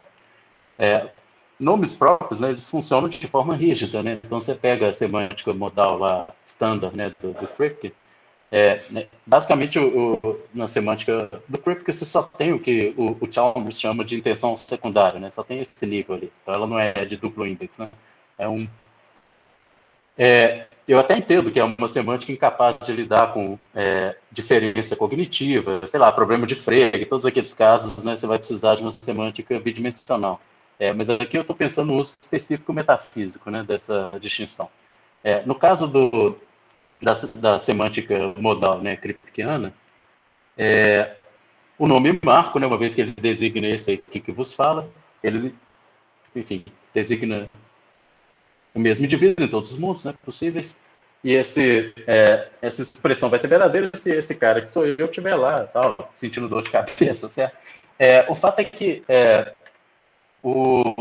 se eu pego um mundo e eu não coloco essa coisa que eu apontei aqui, chamei de Marco, porque pode ser que nesse outro mundo, Marco, na verdade, chama Guilherme, usa óculos e dá aula da UFOP de lógica, sabe? Mas o Marco nunca é o Guilherme, é só que ele tem várias propriedades, né, do Guilherme nesse mundo atual, mas continua a ser o Marco. Essa avaliação em contextos modais, o que te permite dizer que é o mesmo indivíduo lá, não me parece algo captável em termos semanticamente neutros. É como se eu nunca soubesse avaliar essa verdade ou não de qualquer expressão contendo nomes próprios, né? Papai Noel também, se ele não existe, assim, eu sinto informar, tal, mas parece que ele não existe, sabe? Né? Triste. Mas aí, dada a não existência do bom velhinho, ele não existe em todos os mundos possíveis. De forma que não teria um mundo que você pode chegar lá e vai encontrar, ainda que tenha um cara vestido, andando de trenó, entregando presentes, sabe? Aí você fala, olha, esse mundo tem o Papai Noel. Não, tem um cara desse jeito, tal. Poderia ter 3 desses tipos, sabe? Também não dá para você falar que existem 3 Papais Noel, porque o Papai Noel ser um nome, né, que designa numericamente o único, né, porque é o nome próprio, não poderia ter 3 Papai Noel. Todos esses casos é basicamente o seguinte, se tiver um mundo, então, que é descrito em termos neutros, também para dizer se, enfim, nem Papai Noel, nem Marco, nem nenhum nome próprio, acho que todos os indexicais têm problemas, sabe? Natural kind terms, né? Claro, também, sabe? Água, todos esses termos ali, na verdade, é como se a descrição não dissesse exatamente o que está no mundo. A única forma que a gente consegue descrever mundos possíveis, né, contrafactuais, é que no final das contas a gente pressupõe a existência dessa mesma substância, digamos, intrínseca, que compõe o nosso mundo, e postula que está lá ou não está, sabe? Não tem outro jeito, até porque você não chega via descrição, né, a esses elementos que são particulares. Então, eu acredito que parte do problema que está em juntar, por exemplo, o mundo tomado como atual com o mundo metafisicamente possível, tem a ver com essa... É como se eu pudesse ignorar os elementos intrínsecos e pudesse fazer uma descrição completa, como se a descrição pudesse chegar na singularidade, mas não pode. Então, em última instância, esses mundos são todos subdescritos, né? Eles não são mundos. Então, basicamente, é o seguinte, é como se o cara, mesmo que ele possa oferecer uma descrição canônica, seja lá o que isso for, desse mundo aí zumbi, no final das contas você fala assim, mas eu preciso de mais substância ali para saber se esse mundo é ou não metafisicamente possível. Senão, no final das contas, você tem uma grande descrição coerente de um mundo com zumbis morando lá, sabe? Mas continua sendo uma mera imaginação modal, mas não propriamente com um peso metafísico, né? Então, para terminar aqui, tenho uma questão que me parece central, que tem a ver com a possibilidade ou não de uma descrição canônica e de descrever toda a física, né, a microfísica, né, em termos semanticamente neutros, que é a seguinte, eu vou ler isso aqui, olha. It can reasonably be argued that physical concepts have the reference fixed by some dispositional rule, but refer to an underlying categorical property. Então, poderia-se dizer, aliás, eu vou dizer isso, os conceitos, né, da física, né, os termos, né, essas verdades todas aí da física, eles têm a sua referência, né, determinada, né, fixada por um papel disposicional, não só, né, mas que referem também a uma categoria, né, uma propriedade, como se fosse um substrato mesmo, sabe? Uma coisa ali intrínseca. If so, their primary intentions pick out whatever plays a certain role in the world, irrespective of categorical nature, while their secondary intentions pick out instances of a certain categorical property, irrespective of its role. If so, the purported zombie world, in which the primary intention of P and not Q holds, may be a world in which the secondary intention of P is false. So we cannot infer the secondary possibility of P and not Q. Então, basicamente, o Chalmers está ele mesmo dizendo assim, tem um pessoal que fala que tem esse problema aí e tal. Aí eu não vou poder fazer o meu truque aqui, sabe? Que é basicamente sair das intenções primárias para as secundárias, né? Da verificação para satisfação, etc.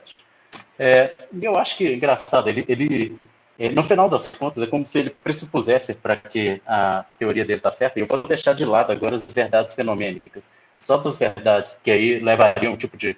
que é um argumento que o humanismo russeliano vai explorar e tal, que eu acho interessante também, mas só vamos pegar o da física propriamente. No caso das verdades da física, então, se termos, então, como carga, massa e tal, se referirem a aspectos intrínsecos do mundo, ou seja, é que nem o termo água. Na hora que eu falo que a água é H2O, eu estou apontando uma coisa muito falando, aquilo ali é H2O. Esse aquilo ali, em última instância, aquilo é a água, certo? Pode ser H2O, pode ser XYZ, pode ser outras coisas, né? Mas é aquela coisa ali, tem uma natureza intrínseca. O termo água não é simplesmente um termo de química ou física molecular, sabe? Que descreve uma determinada coisa, qualquer coisa que desempenhe essa função é água. Não, é aquilo que eu apontei. Em última instância, é o indexical e a coisa que está lá. Talvez os termos, né, da física, em muitos momentos, o que eles estão fazendo é apontando, então, para diferentes elementos aí da realidade e falando, essa coisa que eu vou chamar de, sei lá, carga, é um determinado fenômeno que envolve tal coisa, tal, enfim. Ele desempenha um papel, claro, também na teoria, mas talvez eu esteja apontando para algo. Na hora que você pega todas as constantes, por exemplo, na teoria física, é interessante, a hora que o mundo parece que chega lá e fala, o valor aqui é 5,7735, sei lá o que, é um valor específico que não tem como você derivar de mais nada, é simplesmente porque o mundo, a coisa que você apontou, dá esse valor, sabe? É como se fosse algo ali, sabe? Que vai ser o que a gente vai chamar dos aspectos intrínsecos do mundo, né? Então, vamos lá, se termos como carga fosse se referir a aspectos intrínsecos do mundo, então suas intenções primárias e secundárias não vão ser coincidentes. Ou seja, se você mudar o mundo, o seu blueprint, né, que seria a sua descrição completa canônica, é como se ela pegasse só os elementos propriamente funcionais, né, ou estruturais da física. Mas aí, na hora que você tira o mundo e coloca outra, como se você colocasse uma massa intrinsecamente distinta, uma substância intrinsecamente distinta ali no lugar, de repente, esse mundo ele é completamente diferente. Nessa hora que eu fico pensando assim, uma descrição canônica não é uma descrição completa metafísica, porque a descrição completa metafísica tem que agarrar a substância do mundo, sabe? É por isso que a gente sempre acessa em relação ao mundo atual. Você pressupõe a manutenção da substância metafísica. Então a gente pode pensar, né, no mundo que é estruturalmente idêntico ao nosso, mas preenchido por uma substância que é radicalmente diferente. Mas possibilidades não ancoradas então, no mundo atual, elas são irrelevantes para a tese fisicalista. Porque a tese fisicalista é basicamente dizer que o mundo é tal que necessariamente, né, P necessita que. Mas é acessível, né, do mundo atual.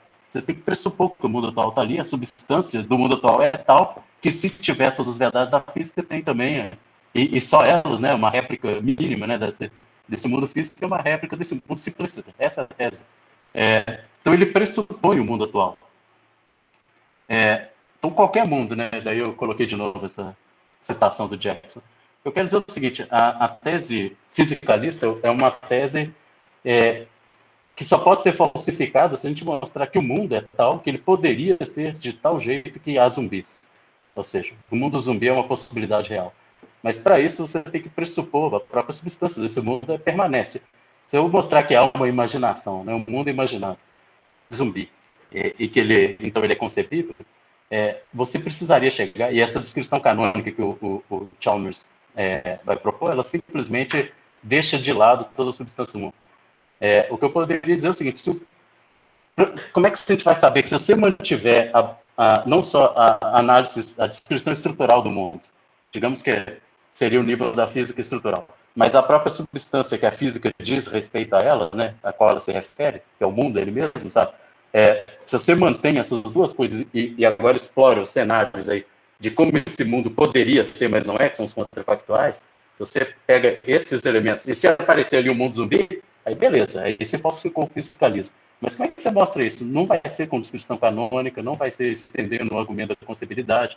Então, eu acho que realmente, no final das contas, então, para terminar, a possibilidade ou não, né, do mundo zumbi não é algo que a gente vai conseguir extrair da mera concebilidade. Isso não rola. Aí agora talvez eu estou indo para o meu passo mais forte, que eu queria mostrar que não só da... deixa eu terminar isso aqui. Mesmo, né, um concebedor ideal, Deus, né, não conseguiria extrair verdades metafísicas de hipóteses coerentes. Então a questão é, mesmo que você tivesse o poder total da imaginação modal, você pode imaginar todos os mundos, sabe? E só os mundos coerentes, você sabe todos que são. Você nunca sai dali para dizer assim, e você nunca sai dessa imaginação e preenche de substância o mundo. O único jeito de você fazer isso é saindo da própria substância do mundo atual. A não ser que você saiba todos os fatos da realidade e replique nisso em outro lugar. Mas da imaginação você nunca chega ali. Isso porque o conjunto, né, de formas como o mundo poderia ser constrangido, né, pela forma como o mundo realmente é. Basicamente isso. O espaço das possibilidades metafísicas, ele é constrangido pelo mundo tal como ele é. Para determinar as formas possíveis no mundo, seria necessário então, conhecer todos os seus elementos fundamentais, tudo que é os elementos intrínsecos, né? E a imaginação não faz isso. A imaginação ela só trabalha com as meras possibilidades a priori. É como se a metafísica tivesse uma série de verdades necessárias, que é meio que a posteriori, ainda que não seja empírico, né? Mas é a posteriori no sentido de que poderia não ser igual uma constante do universo. Poderia não ser. Só que cara. Em última instância, talvez, se o fiscalismo for verdadeiro, talvez a gente tenha estados conscientes do jeito que tem, e isso é necessitado pela base física da forma como ela é, porque o mundo é esse, cara. É a constante, tem um valor X, sabe? E, enfim, esse é o mundo. Se o mundo fosse outro, talvez pudesse ter zumbi, mas a tese fiscalista é que o mundo tal como ele abre um campo de possibilidades metafísicas que não há zumbis. É isso, certo? Essa é a tese fiscalista. Por isso que eu sempre vejo o argumento do Chalmers como irrelevante a tese, né? No certo sentido, ele está falando de uma possibilidade que ele não consegue nunca atravessar aquela ponte, ele nunca chega no lado metafísico. Ele sempre fica com uma possibilidade que me parece sempre meramente epistêmica, né? Mas, enfim, eu vou encerrar, então. Falei demais, hein? Obrigado aí, gente, pela atenção, pela paciência. Valeu, obrigado, Marco. Chique demais, velho. Muito massa mesmo, viu? Bom,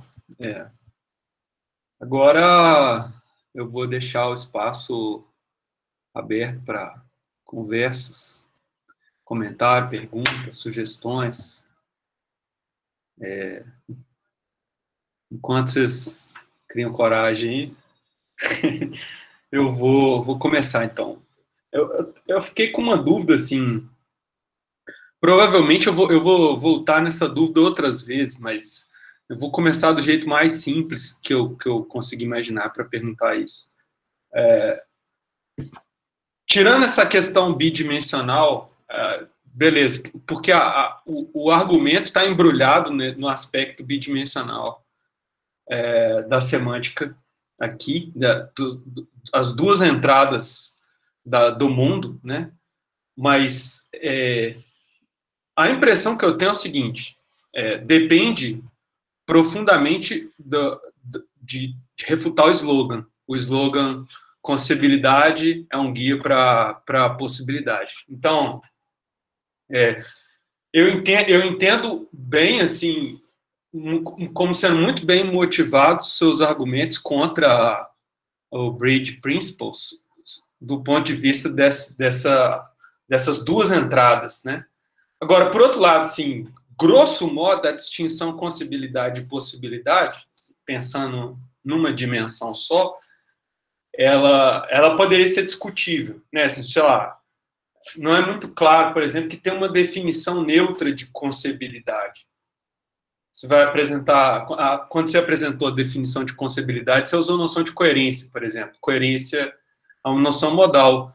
Se for definir coerência, você vai recorrer a possibilidades de algum tipo. Então, aí que está. Minha dúvida é se é suficientemente claro que você possa distinguir concebilidade de possibilidade. E aí, se não, veja bem, se tiver uma noção se tiver uma noção de possibilidade que coincida com concebilidade, uma noção de possibilidade mais fina, por exemplo, se concebível for aquilo que é epistemicamente possível. Eu sei que não é isso que você quer admitir, mas se isso for admitido, o problema do argumento do mundo zumbi para o fisicalismo continua de pé, porque, veja, o fisicalismo aqui está sendo compreendido como a tese da necessidade, implica que, certo? Então, se for concebível o mundo zumbi, então, e se concebível for analisado em termos modais, então tem algum tipo de possibilidade para P ser verdadeiro e não Q ser verdadeiro.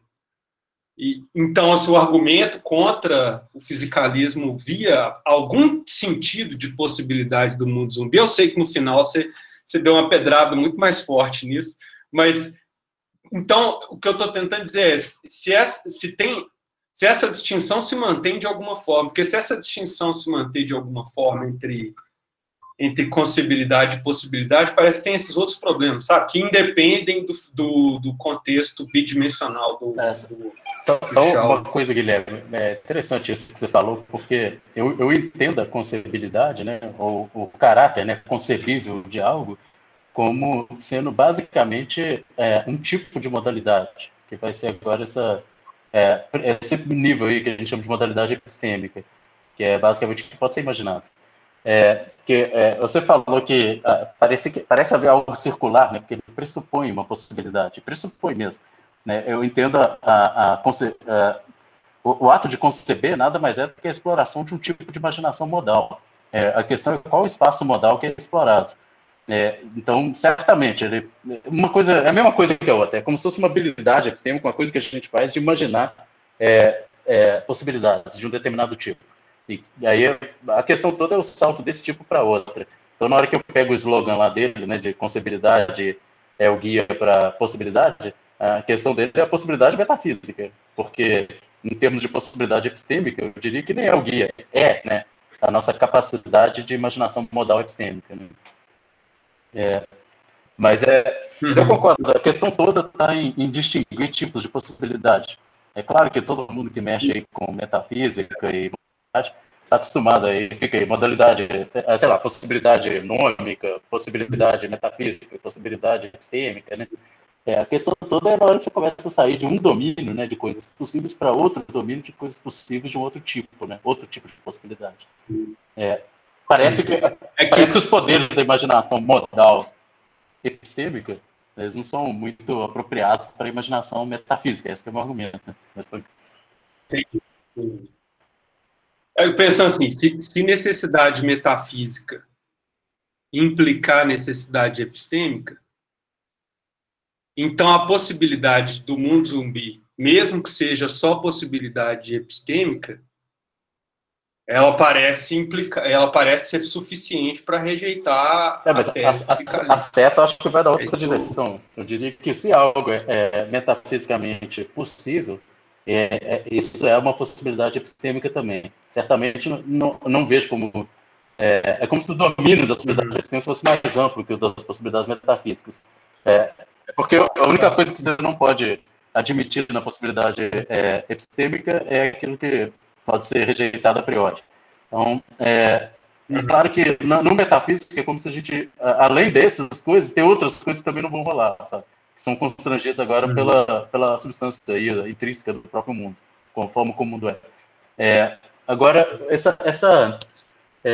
aliás, eu fico pensando, esses caras da física, por exemplo, teoria do multiverso, quando você pega qualquer constante, aí você imagina que ela poderia ter qualquer valor possível.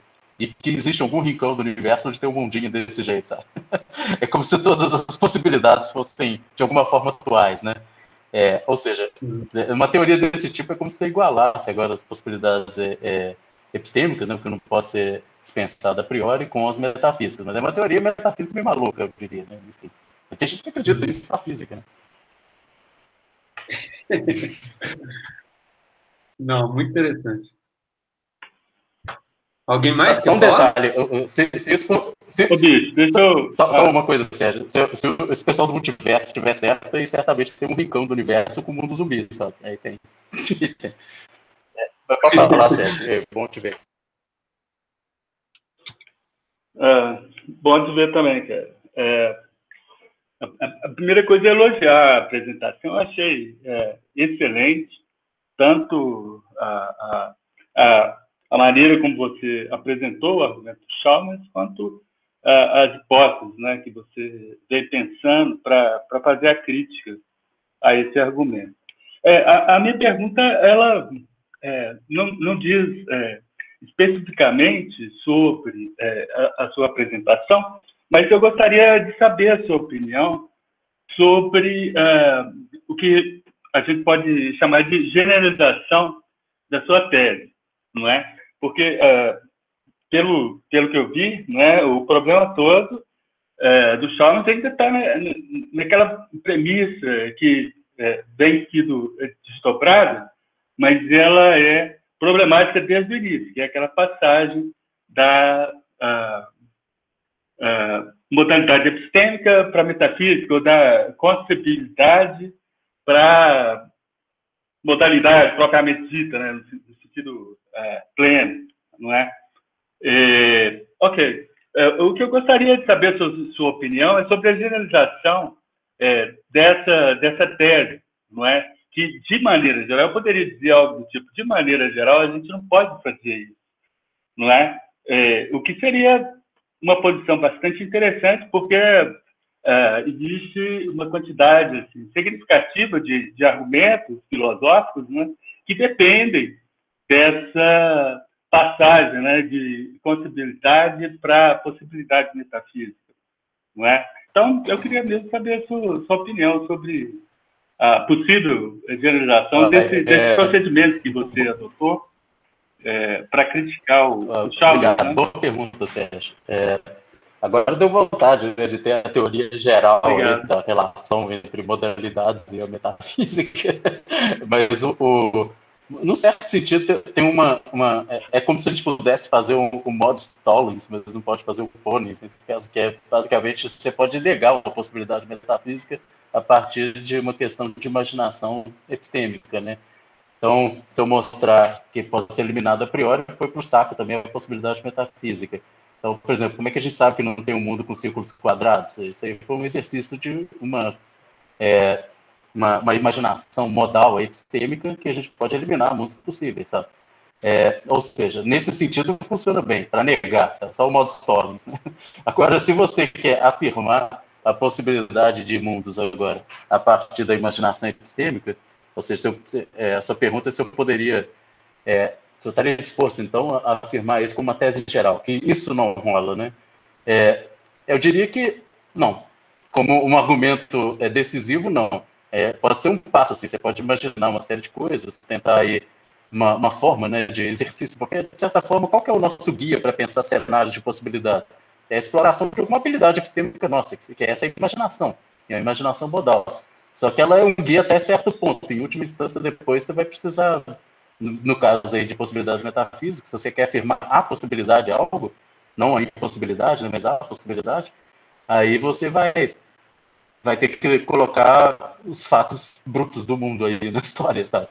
Mas é ter essa consciência. Então, como uma teoria geral de que isso não pode ser feito, eu acho que sim. É isso. O que eu estou dizendo é basicamente pegando essa teoria geral e falando assim, aqui, ó, ela se aplica aí, esse cara aqui, o tal do Chalmers, cometeu esse deslize aqui, sabe? É meio isso que eu estou fazendo mesmo. Se aplica a qualquer outro que se aventurar por isso aí.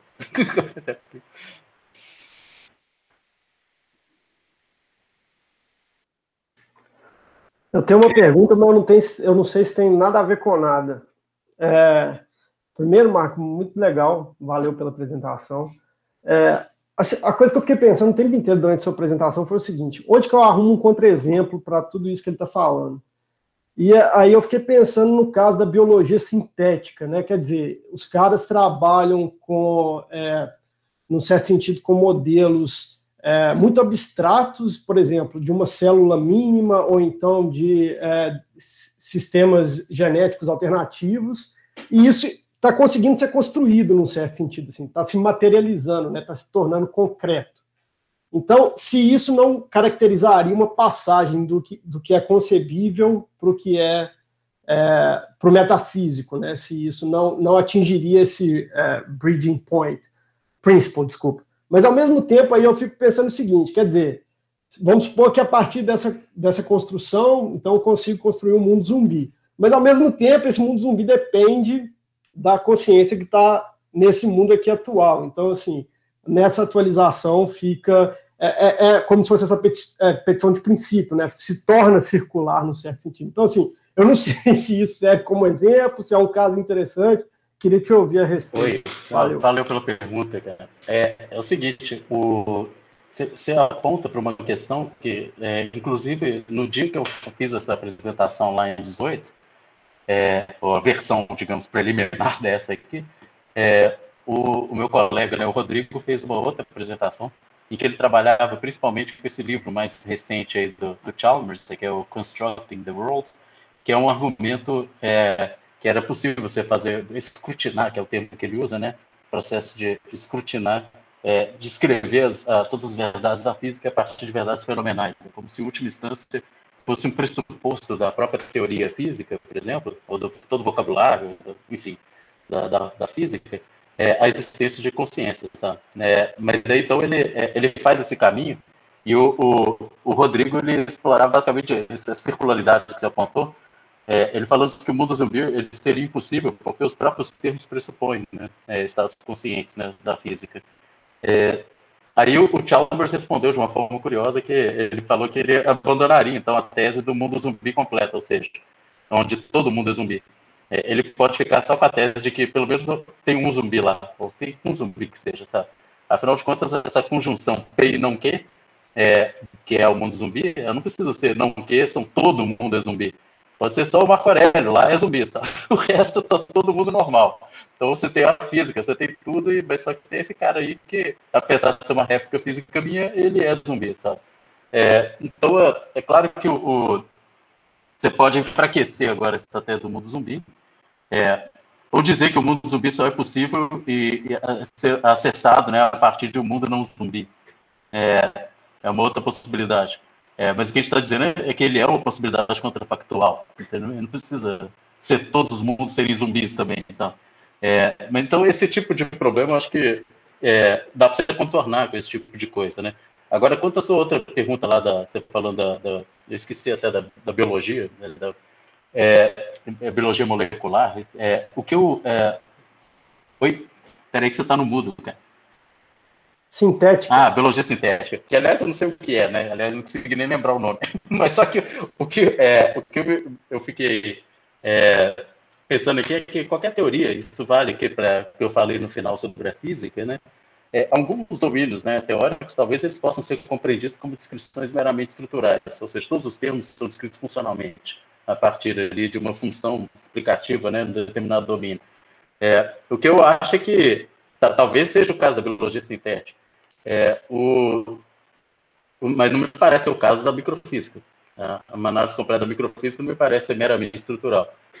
Mas aí, se o domínio for meramente estrutural, em tese, ele passaria ali pelo critério ali da descrição canônica e talvez a gente poderia sair, né, de verificação para satisfação, meio que vai atravessar a ponte do Chalmers lá. Você pode chegar em possibilidade metafísica, né?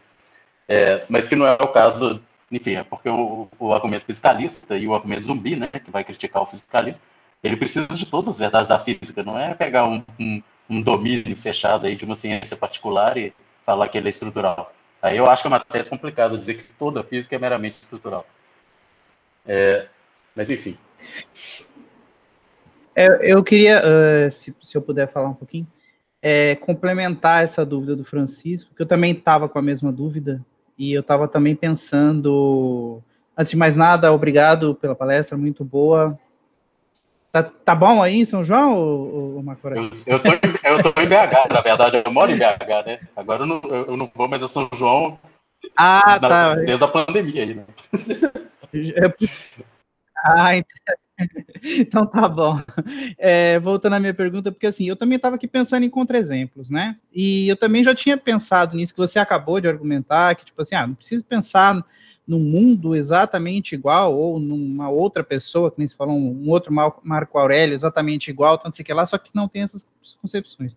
O contra-exemplo que eu pensei é um contra-exemplo também assim, bem muito possível, né? Que ainda não existe, mas não é uma coisa assim totalmente improvável, que a gente não consiga imaginar que não vai acontecer daqui a algumas gerações, pelo menos, que é, por exemplo, a questão da inteligência artificial, entendeu? Então, assim, se eu tiver uma máquina que emula exatamente todas as funções de um cérebro de uma pessoa, tá? Ainda assim, eu não sei se eu vou ser capaz de dizer, aliás, muito provavelmente eu vou poder afirmar com quase 100% de certeza que aquela máquina ela não possui consciência, tá? Ou seja, a consciência ainda vai estar nesse campo metafísico, que é uma característica, ele está muito mais para uma característica emergente da capacidade do cérebro humano do que exatamente um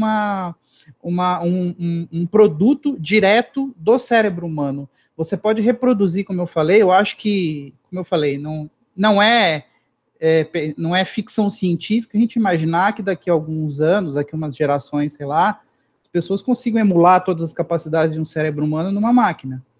Mas ainda assim eu não vou poder dizer essa máquina possui consciência, percebe?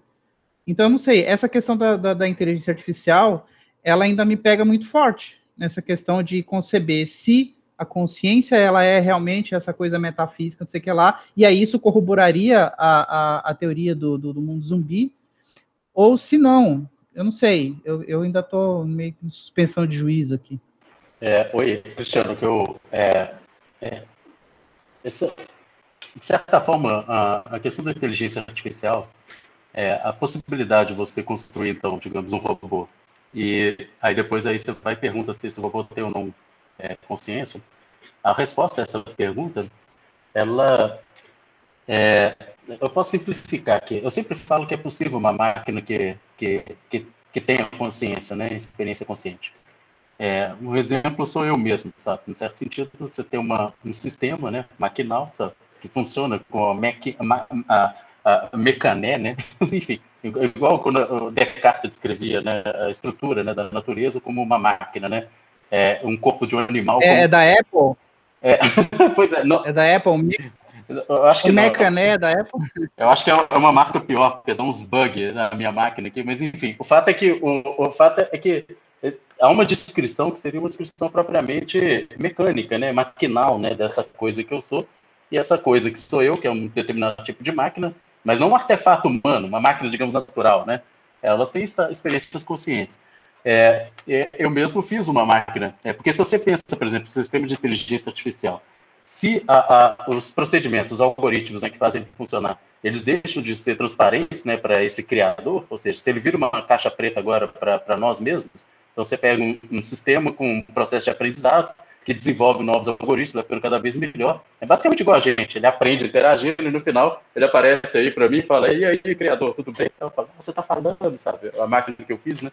Então, em última instância, se os procedimentos que geram, né, o comportamento dessa máquina são opacos, né? Se é uma caixa preta para mim, é análoga, sei lá, eu fiz uma máquina que hoje ela está falando, inclusive ela está meio ali, eu tenho que...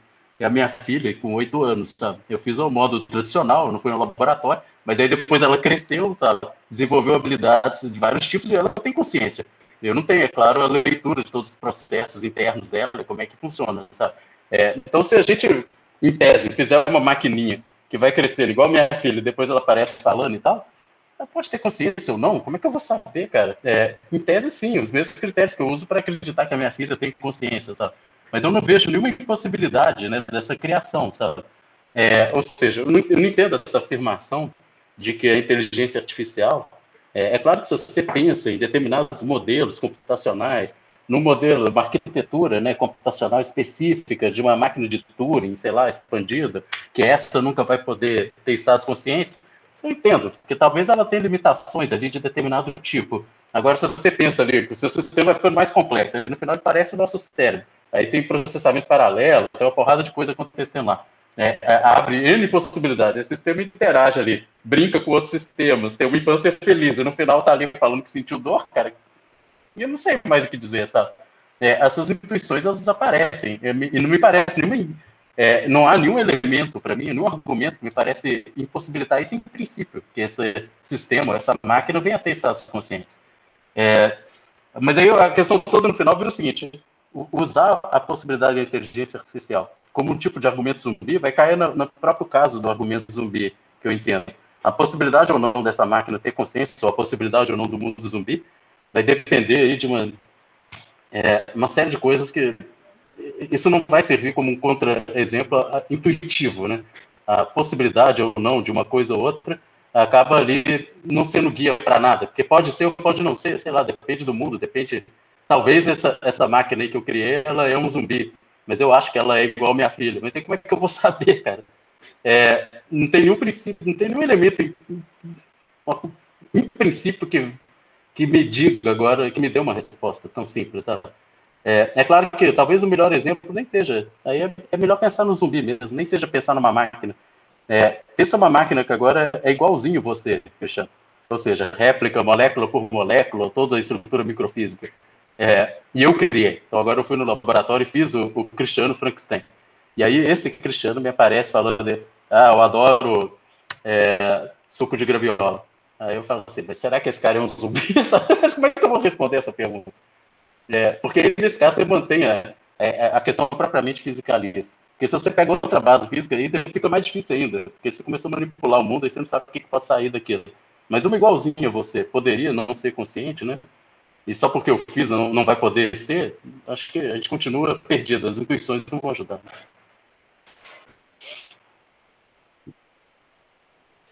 Marco,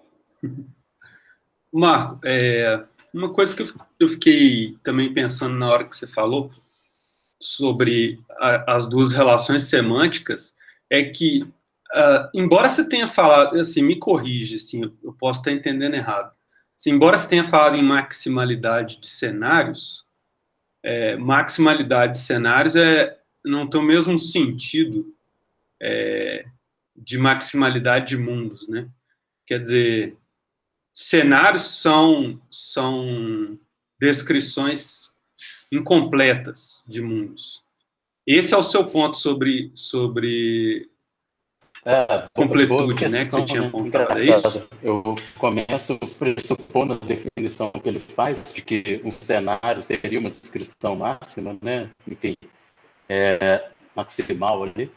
Mas depois eu falo não, que ela subdetermina, né, o que seria a natureza, né, propriamente metafísica daquele, né, do mundo ali que está sendo descrito. Então ela não seria propriamente maximal, talvez maximal não no sentido metafísico, né? Talvez eu tenha que fazer essa distinção, não tinha pensado nisso. Mas Não. Parte do meu argumento é dizer que não é uma descrição maximal, pelo menos não no sentido metafísico. É que cenários não são mundos. Exato, né? não são menos que mundos. Então, isso é importante para o seu ponto, e eu acho que eu consigo ver como o seu ponto pode ser expresso em termos puramente semânticos. Quer dizer, que a possibilidade, quer dizer, que existam cenários que verifiquem mundos zumbis, né, que verifiquem P e não Q, isso não implica mundos possíveis onde P e não Q é verdadeiro, porque uma descrição completa, se você tivesse que incluir tudo que faz parte de uma descrição completa para que configure um mundo possível, estrito senso, então o seu argumento é que para verificar ou para satisfazer tudo que precisa ser satisfeito para P ser verdadeiro, isso é suficiente para que não Q seja falso, ou seja, para que Q também tenha que ser verdadeiro. Então, não, mas é isso mesmo, é isso mesmo. É engraçado. Eu preciso mostrar que... mas, ao mesmo tempo, P e Q, P e não Q, desculpa, ele é verificável, né? No cenário. O cenário verifica. Verificável, mas porque cenários são descrições incompletas. Então, é mais ou menos o que você está dizendo assim, olha, mundos zumbis são concebíveis porque há cenários que verificam mundos zumbis, mas é porque os cenários são descrições precárias. Descrições completas, como aquelas que seriam requisitadas para a possibilidade de existência, ou seja, para que fosse verdadeiro num mundo possível, E você não conseguiu mostrar isso. O seu ponto é, o Chalmers não conseguiu mostrar isso. Né? Assim, uma descrição completa que incluísse o conjunto de todas as proposições verdadeiras, todas as verdades microfísicas do nosso universo, isso pode ser verificado em cenários, mas cenários sendo descrições não totalmente exaustivas como são mundos, né? Então, no final das contas, o seu ponto é um ponto que pode ser colocado em termos da distinção entre cenários e mundos. Porque, na verdade, quando eu comecei a comentar aqui, o que eu pensei é que se ele fosse subdeterminado, o cenário, é como se ele não pudesse nem verificar também, é como se ele não pudesse ser nem verdadeiro nem falso, porque ainda não é uma descrição completa que você conseguir dizer, né? Mas, na verdade, por ser incompleto, né, por ser subdeterminado, é como se naquilo que está apresentado é verificado. Só que se você colocar mais coisas, você vai ver que aquele negócio não é possível, sabe? Claro, isso é possível também. Ou seja, eu posso manter a verificação, depois impedir aí a satisfação propriamente metafísica e dizer que isso acontece porque é subdeterminado, né? O cenário é menos que o mundo, só isso. Uhum.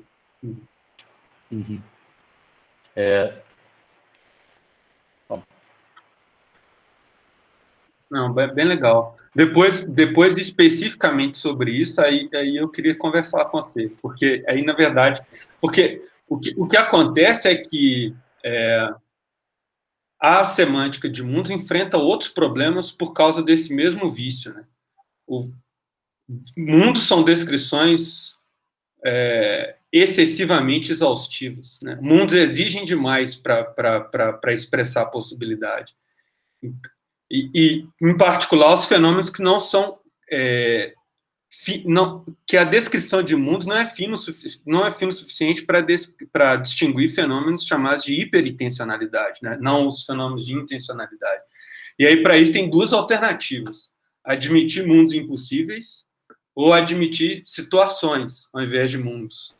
É justamente sobre isso que eu tenho tentado... Eu ia te fazer essa pergunta agora. Na apresentação lá em 18, eu lembro que eu propus ao Chalmers que ele poderia também, da mesma forma que ele fala de cenários, ele poderia trabalhar com mundos impossíveis, né?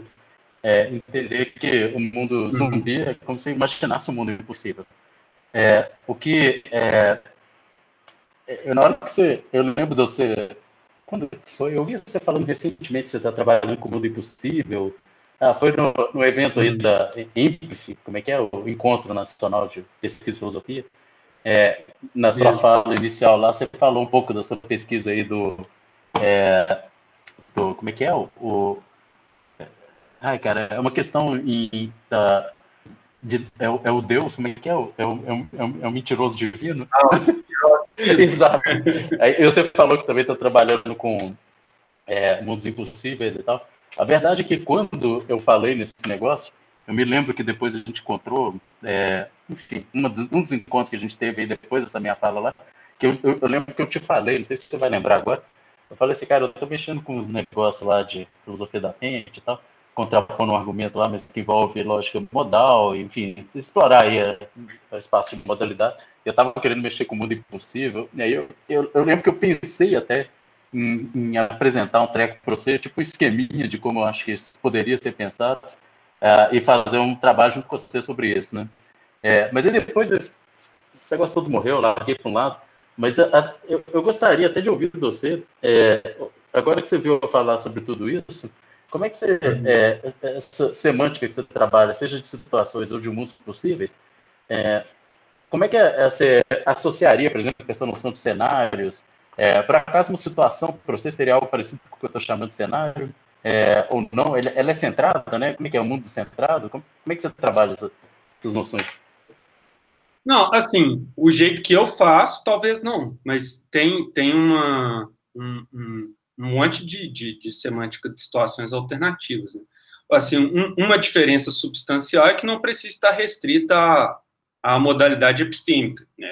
Situações são, a rigor, só alternativas mais finas para a semântica de mundos, assim como uma semântica que inclui não só mundos possíveis, mas mundos impossíveis também. Então, é mais fina no seguinte sentido: se eu representar a crença de que 2 mais 2 é igual a 5 pelo conjunto de mundos em que 2 mais 2 é igual a 5 é verdadeira, então a crença de que 2 mais 2 é igual a 5 e a crença de que o triângulo tem 4 lados, elas são iguais, né? Elas são representadas pelo mesmo conjunto de mundos possíveis, que é o vazio, que não tem nenhum mundo em que isso é verdadeiro. Então, para distinguir essas duas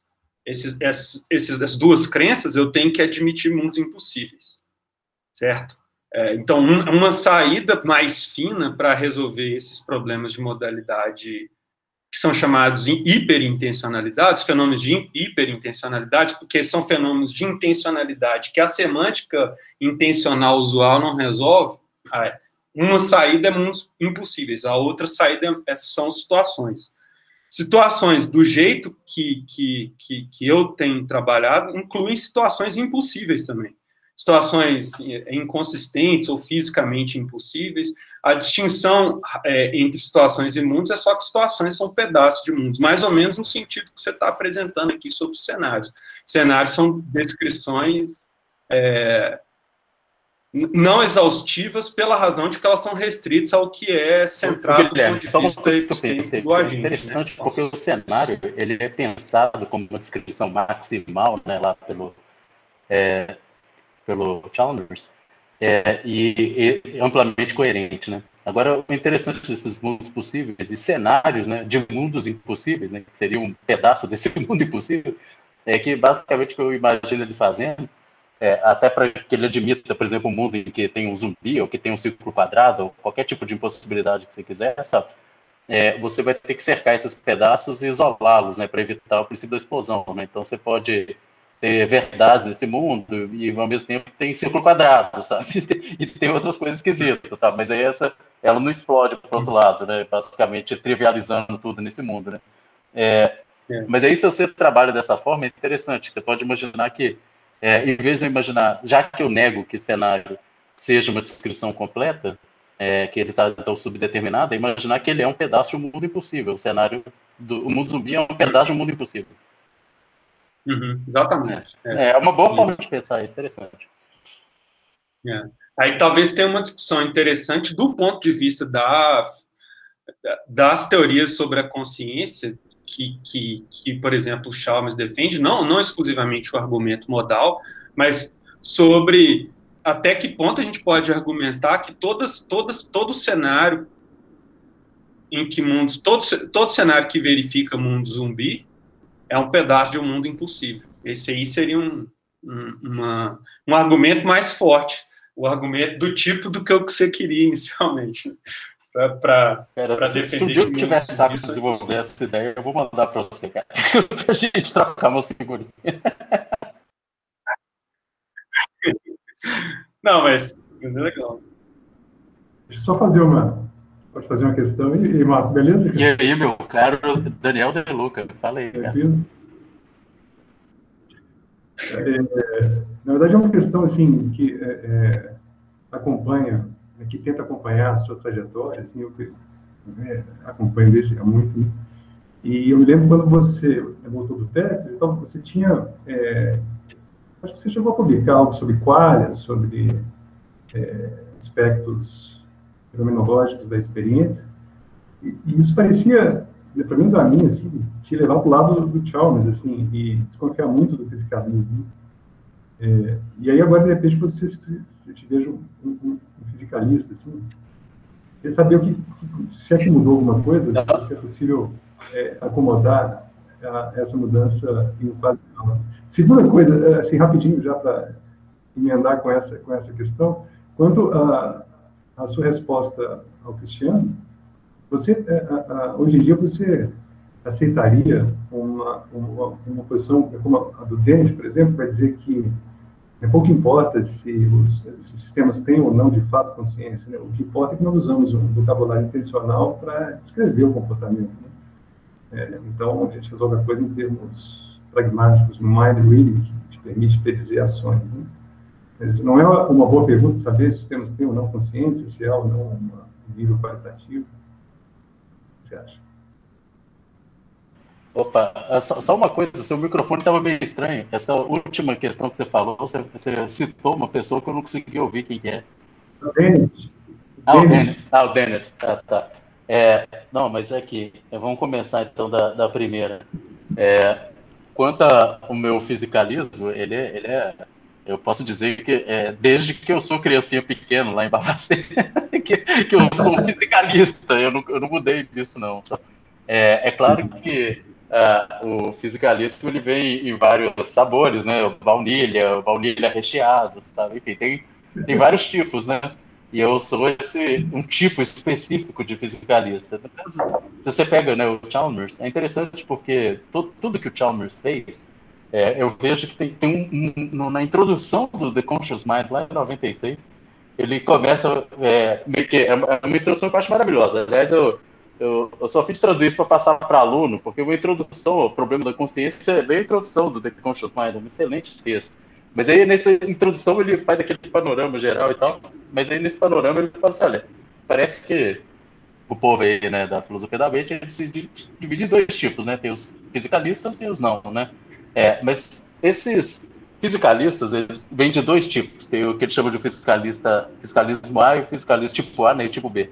O tipo A, ele é o cara que acha que tudo é físico, e que essas outras coisas ou nem existem, ou são absolutamente redutíveis. Aí você pode ir desde, sei lá, Churchill, até o próprio Dennett, né, o eliminativismo, ou um reducionismo, né, escrito. Aí ele fala assim, em última instância, para esse povo, por exemplo, que é eliminativista, ele fala que ele até agora não conseguiu pensar uma forma de conduzir uma discussão que seja uma principle, né, discussion, que seja uma discussão basicamente racional. Aí ele falou que conversas entre esses dois grupos sempre terminam com alguém batendo na mesa e falando tem, o outro não tem. Aí, num certo sentido, eu vejo essa distinção da seguinte forma. Tem uma forma de você tomar isso aí no seu arsenal teórico, é como se ele funcionasse como um primitivo teórico. E aí você põe toda a sua aposta, né? Que aquilo vai gerar os frutos aí de uma teoria compreensiva aí da consciência, da mente, de tudo que nos interessa explicar, certo? Mas aí, em última instância, é uma longa inferência da melhor explicação. Um começou falando X, outro começou falando um X, aí cada um quer mostrar que a sua teoria no final é melhor. Mas não adianta ficar discutindo X e não X, porque eles são primitivos nessa teoria, sabe? Em última instância, eu vejo também então, tem um grupo de fisicalistas que está nesse campo. Eu não estou. Eu sempre fui aqueles que eu acompanho o Chalmers no argumento dele até um ponto. É como se eu entendesse a procedência, por exemplo, você pega o problema difícil, eu reconheço, tem problema difícil, que tem os que falam que não, nem tem, sabe? Eu acredito que tem um explanatory gap. Então, é um problema de um tipo específico, que é mais complicado que outros das ciências aí, sabe? Sei lá, biologia, de outras ciências. Então eu vou acompanhando o cara, é como se tudo aquilo que ele vai apresentando como problema, para no final ele falar assim, o negócio está tão fodido que o fiscalista está errado, eu sou dualista, eu vou com ele até o final, vai na hora que ele desbunda e vira dualista, eu falo assim, não, peraí, eu sou um fisicalista, não redutivista, emergentista, aí eu começo a pôr um tanto de termo na frente para no final falar assim, mas eu continuo achando que não tem anjos, cara, não tem outra coisa além da matéria física, sabe? E que ela necessita essa coisa que a gente chama de consciência. Então, em última instância, eu sempre fui isso, só que eu sou esse moderado. É por isso que você pode me ver na companhia de caras como Chalmers, mas não porque eu virei dualista. Não porque eu virei dualista. Agora,